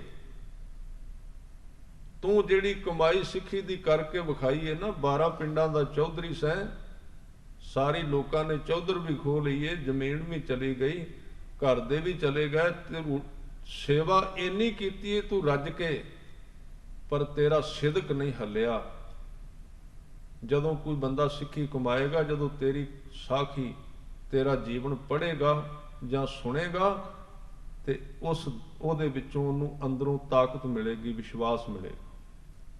ਕਿਸੇ ਦਾ ਵੀ ਜਦੋਂ ਮਨ ਡੋਲੇਗਾ, ਜਦੋਂ ਭਾਈ ਮੰਝ ਨੂੰ ਯਾਦ ਕਰੇਗਾ, ਤੇ ਭਾਈ ਮੰਝ ਨੂੰ ਯਾਦ ਕਰਦਿਆਂ ਸਾਰ ਉਹਦਾ ਡੋਲਦਾ ਹੋਇਆ ਮਨ ਟਿਕ ਜਾਏਗਾ। ਇਹ ਪੁਰਾਣੇ ਗੁਰਸਿੱਖਾਂ ਦੀ ਜਿਹੜੀ ਅਰਦਾਸ ਬਣੀ, ਆਪਾਂ ਰੋਜ਼ ਅਰਦਾਸ ਵਿੱਚ ਸੁਣਨੇ ਆ, ਜਿਨ੍ਹਾਂ ਨਾਮ ਜਪਿਆ ਵੰਡ ਕੇ ਛਕਿਆ, ਦੇਗ ਚਲਾਈ ਤੇਗ ਵਾਹੀ, ਦੇਖ ਕੇ ਅੰਡਿਠ ਕੀਤਾ। ਇਹ ਸ਼ਬਦ ਕਿਉਂ ਵਰਤੇ ਜਾਂਦੇ? ਵੀ ਤਿਨਾਂ ਦੀ ਕਮਾਈ ਦਾ ਧਿਆਨ ਧਰ ਕੇ ਬੋਲੋ ਜੀ। ਇਹ ਕਿਉਂ ਸ਼ਬਦ ਵਰਤੇ ਜਾਂਦੇ? ਕਿਉਂਕਿ ਜਦੋਂ ਉਹਨਾਂ ਦੀ ਕਮਾਈ ਦਾ ਧਿਆਨ ਧਰਨੇ ਆ, ਤੇ ਉਹਨਾਂ ਦੀ ਕਮਾਈ ਅੱਜ ਵੀ ਇੱਥੇ ਬ੍ਰਹਿਮੰਡਾਂ ਦੇ ਵਿੱਚ ਵੇਵਜ਼ ਬਣ ਕੇ ਘੁੰਮ ਰਹੀ ਹੈ। ਬਸ ਧਿਆਨ ਕਰਨ ਦੀ ਦੇਰ ਹੈ। ਅੱਜ ਵੀ ਭਾਈ ਮਤੀ ਦਾਸ ਦੀ ਕਮਾਈ ਕਿਤੇ ਗਈ ਨਹੀਂ, ਇੱਥੇ ਧਿਆਨ ਧਰਨ ਦੀ ਦੇਰ ਹੈ। ਉਹ ਤਾਕਤ ਉੱਥੋਂ ਮਿਲ ਜਾਂਦੀ, ਸਿੱਖ ਸ਼ਕਤੀ ਮਿਲ ਜਾਂਦੀ। ਜਿੰਨੇ ਗੁਰਸਿੱਖਾਂ ਨੇ ਸਿੱਖੀ ਕਮਾਈ ਹੈ, ਉਹ ਕਮਾਈ ਕਿਤੇ ਨਹੀਂ ਗਈ। ਉਹ ਕਮਾਈ ਇੱਥੇ, ਜਿੱਥੇ ਗੁਰੂ ਗ੍ਰੰਥ ਸਾਹਿਬ ਜੀ ਦਾ ਪ੍ਰਕਾਸ਼ ਹੈ, ਉੱਥੇ ਨਾਲ ਉਹ ਵੀ ਪ੍ਰਕਾਸ਼। ਇਸ ਲਈ ਜਦੋਂ ਸਿੱਖ ਅਰਦਾਸ ਕਰਦਾ ਵੀ ਤਿੰਨਾਂ ਦੀ ਕਮਾਈ ਦਾ ਧਿਆਨ ਧਰ ਕੇ, ਉੱਥੋਂ ਤਾਕਤ ਮਿਲਦੀ, ਸਿੱਖ ਨੂੰ ਸ਼ਕਤੀ ਮਿਲਦੀ। ਇਸ ਲਈ ਭਾਈ ਗੁਰਦਾਸ ਜੀ ਅੱਜ ਇਸ ਵਿਸ਼ੇ ਤੇ ਕਹਿੰਦੇ, ਸਾਧ ਸੰਗਤ ਸੱਚਖੰਡ ਗੁਰਮੁਖ ਜਾਈਐ। ਗੁਰਮੁਖ ਨੂੰ ਸੰਗਤ ਵਿੱਚ ਜਾਣਾ ਚਾਹੀਦਾ। ਗੁਰਮੁਖਾਂ ਦੀ ਸੰਗਤ ਵਿੱਚ ਉਹ ਸੱਚਖੰਡ ਹੈ। ਸੱਚਖੰਡ, ਖੰਡ ਦਾ ਅਰਥ ਹੈ ਟੁਕੜਾ, ਜਿੱਥੇ ਸੱਚ ਦਾ ਇੱਕ ਖੰਡ ਹੈ, ਸੱਚ ਪਰਮਾਤਮਾ ਦਾ ਇੱਕ ਟੁਕੜਾ ਹੈ, ਜਿੱਥੋਂ ਉਹਦੇ ਨਾਲ ਜੁੜਿਆ ਜਾ ਸਕਦਾ ਹੈ। ਸਾਧ ਸੰਗਤ ਅਕਾਲ ਪੁਰਖ ਦੀ ਅਵੈਸੀ ਹੈ। ਉਹ ਥੋੜੇ ਜਿਹੇ ਥਾਂ ਤੋਂ ਉਸ ਵੱਡੇ ਦੇਸ਼ ਨਾਲ ਸੰਬੰਧ ਹੋ ਸਕਦਾ, ਜਿਵੇਂ ਵੱਡੇ ਦੇਸ਼ ਵਿੱਚ ਜਾਣ ਵਾਸਤੇ ਛੋਟੀ ਜਿਹੀ ਅੰਬੈਸੀ ਦੇ ਵਿੱਚ ਜਾਣਾ ਪੈਂਦਾ ਆਦਮੀ ਨੂੰ, ਉੱਥੋਂ ਮੋਹਰ ਲੱਗਦੀ। ਸੱਚਖੰਡ ਦੇ ਅਰਥ ਨੇ ਅਕਾਲ ਪੁਰਖ ਦੇ ਦੇਸ਼ ਦੀ ਅੰਬੈਸੀ, ਉੱਥੋਂ ਮੋਹਰ ਲੱਗਦੀ, ਹੋਰ ਕਿਤੇ ਉਹ ਨਹੀਂ ਜਾ ਸਕਦਾ ਆਦਮੀ, ਉਹ ਰਾਹ ਹੈ ਉਹਦਾ। ਇਹ ਸੱਚਖੰਡ ਤਾਂ ਹੈ, ਉਹ ਤਾਂ ਦੇਸ਼ ਹੈ ਉਹਦਾ ਵੱਡਾ। ਇਸ ਕਰਕੇ ਕਹਿੰਦੇ, ਸੱਚ ਨਾਉ ਬਲਵੰਡ ਗੁਰਮੁਖ ਧਿਆਈਐ। ਬਲਵੰਡ ਦਾ ਅਰਥ ਹੁੰਦਾ ਸ਼ਕਤੀਸ਼ਾਲੀ। ਇੱਥੇ ਉਹਦਾ ਨਾਮ ਜਿਹੜਾ ਹੈ ਉਹ ਬਲ ਵਾਲਾ ਹੈ, ਸ਼ਕਤੀ ਵਾਲਾ ਹੈ। ਜਿੱਥੇ ਤੁਸੀਂ ਬੈਠੇ ਹੋ, ਇੱਥੇ ਤਾਕਤ ਹੈ ਉਸ ਨਾਮ ਦੀ, ਸ਼ਕਤੀ ਹੈ। ਪਰਮ ਜੋਤ ਪ੍ਰਚੰਡ ਜੁਗਤ ਜਗਾਈ ਹੈ। ਇੱਕ ਇੱਕ ਲਫ਼ਜ਼ ਮਹਿੰਗਾ। ਇੱਥੇ ਪਰਮ ਜੋਤ ਪ੍ਰਚੰਡ ਦਾ ਅਰਥ ਹੈ ਤੇਜ, ਜਿਵੇਂ ਅੱਗ ਲਾਟਾਂ ਤੇਜ ਹੋ ਕੇ ਬਲੇ। ਹੈ ਤਾਂ ਸਾਰੇ ਥਾਵਾਂ ਤੇ ਅਕਾਲ ਪੁਰਖ, ਪਰ ਜਿੱਥੇ ਉਹਦੀ ਕਮਾਈ ਹੁੰਦੀ ਹੈ, ਉੱਥੇ ਉਹਦੀ ਸ਼ਕਤੀ ਪ੍ਰਚੰਡ ਹੋ ਜਾਂਦੀ, ਤੇਜ ਹੋ ਜਾਂਦੀ। ਉਸ ਥਾਂ ਤੇ ਪ੍ਰਚੰਡ ਹੋ ਜਾਂਦੀ ਹੈ। ਤੇ ਪਰ ਇਹ ਜੁਗਤ ਜਗਾਈ ਹੈ, ਜੁਗਤ ਤੋਂ ਬਿਨਾਂ ਨਹੀਂ ਜਗਦੀ। ਜੁਗਤ ਦਾ ਅਰਥ ਹੈ ਜਦੋਂ ਮਨ ਵਿਸ਼ਵਾਸ ਵਿੱਚ ਆਵੇ, ਭਰੋਸੇ ਵਿੱਚ ਆਏਗਾ, ਤਾਂ ਉਹ ਅੱਗ ਜਗੇਗੀ, ਉਹਦੀ ਦਾਤ ਜਿਹੜੀ ਹੈ। ਸੋਧ ਡਿਠਾ ਬ੍ਰਹਮੰਡ ਲਵੈ ਨਾ ਲਾਈਐ। ਸਾਧ ਸੰਗਤ ਦੇ ਬਰਾਬਰ ਭਾਈ ਗੁਰਦਾਸ ਜੀ ਕਹਿੰਦੇ, ਸਾਰਾ ਬ੍ਰਹਮੰਡ ਖੋਜ ਕੇ ਵੇਖਿਆ, ਪਰ ਗੁਰੂ ਕੀ ਸੰਗਤ ਦੇ ਬਰਾਬਰ ਕੁਝ ਵੀ ਨਹੀਂ। ਤਿਸ ਨਾਹੀ ਜਮ ਡੰਡ ਸਰਨ ਸਮਾਈਐ। ਜਿਹੜਾ ਗੁਰੂ ਕੀ ਸੰਗਤ ਵਿੱਚ ਆ ਗਿਆ, ਉਹਨੂੰ ਜਮਾਂ ਦਾ ਡੰਡ ਨਹੀਂ, ਭਾਵ ਜਮਾਂ ਤੋਂ ਮੁਕਤ ਹੋ ਗਿਆ। ਘੋਰ ਪਾਪ ਕਰ ਖੰਡ ਨਰਕ ਨਾ ਪਾਈਐ। ਭਾਈ ਗੁਰਦਾਸ ਜੀ ਕਹਿੰਦੇ, ਘੋਰ ਪਾਪੀ ਵੀ ਸੰਗਤ ਵਿੱਚ ਆ ਕੇ ਬਹਿਣਾ ਸ਼ੁਰੂ ਕਰਦਾ ਹੈ, ਭਰੋਸਾ ਕਰੇ, ਤਾਂ ਉਹਦੇ ਜਿਹੜੇ ਘੋਰ ਪਾਪ ਨੇ, ਉਹ ਖੰਡ ਦੇ ਅਰਥ ਨੇ ਟੁਕੜੇ ਹੋ ਜਾਂਦੇ ਨੇ, ਪਾਪ ਖਤਮ ਹੋਣੇ ਸ਼ੁਰੂ ਹੋ ਜਾਂਦੇ ਹਨ, ਤੇ ਉਹ ਨਰਕ ਵਿੱਚ ਨਹੀਂ ਪੈਂਦਾ। ਚਾਵਲ ਅੰਦਰ ਵੰਡ ਉੱਭਰ ਜਾਈਏ। ਜਿਵੇਂ ਚੌਲਾਂ ਨੂੰ ਜਦੋਂ ਛੱਜ ਵਿੱਚ ਪਾ ਕੇ ਹਿਲਾਇਆ ਜਾਂਦਾ ਹੈ, ਤੇ ਉਹਦੇ ਜਿਹੜੇ ਵੰਡ ਹੁੰਦੇ ਨਾ, ਯਾਨੀ ਕਿ ਜਿਹੜੇ ਨਕਲੀ ਚੌਲ ਨੇ, ਉਹ ਵੱਖਰੇ ਹੋ ਜਾਂਦੇ।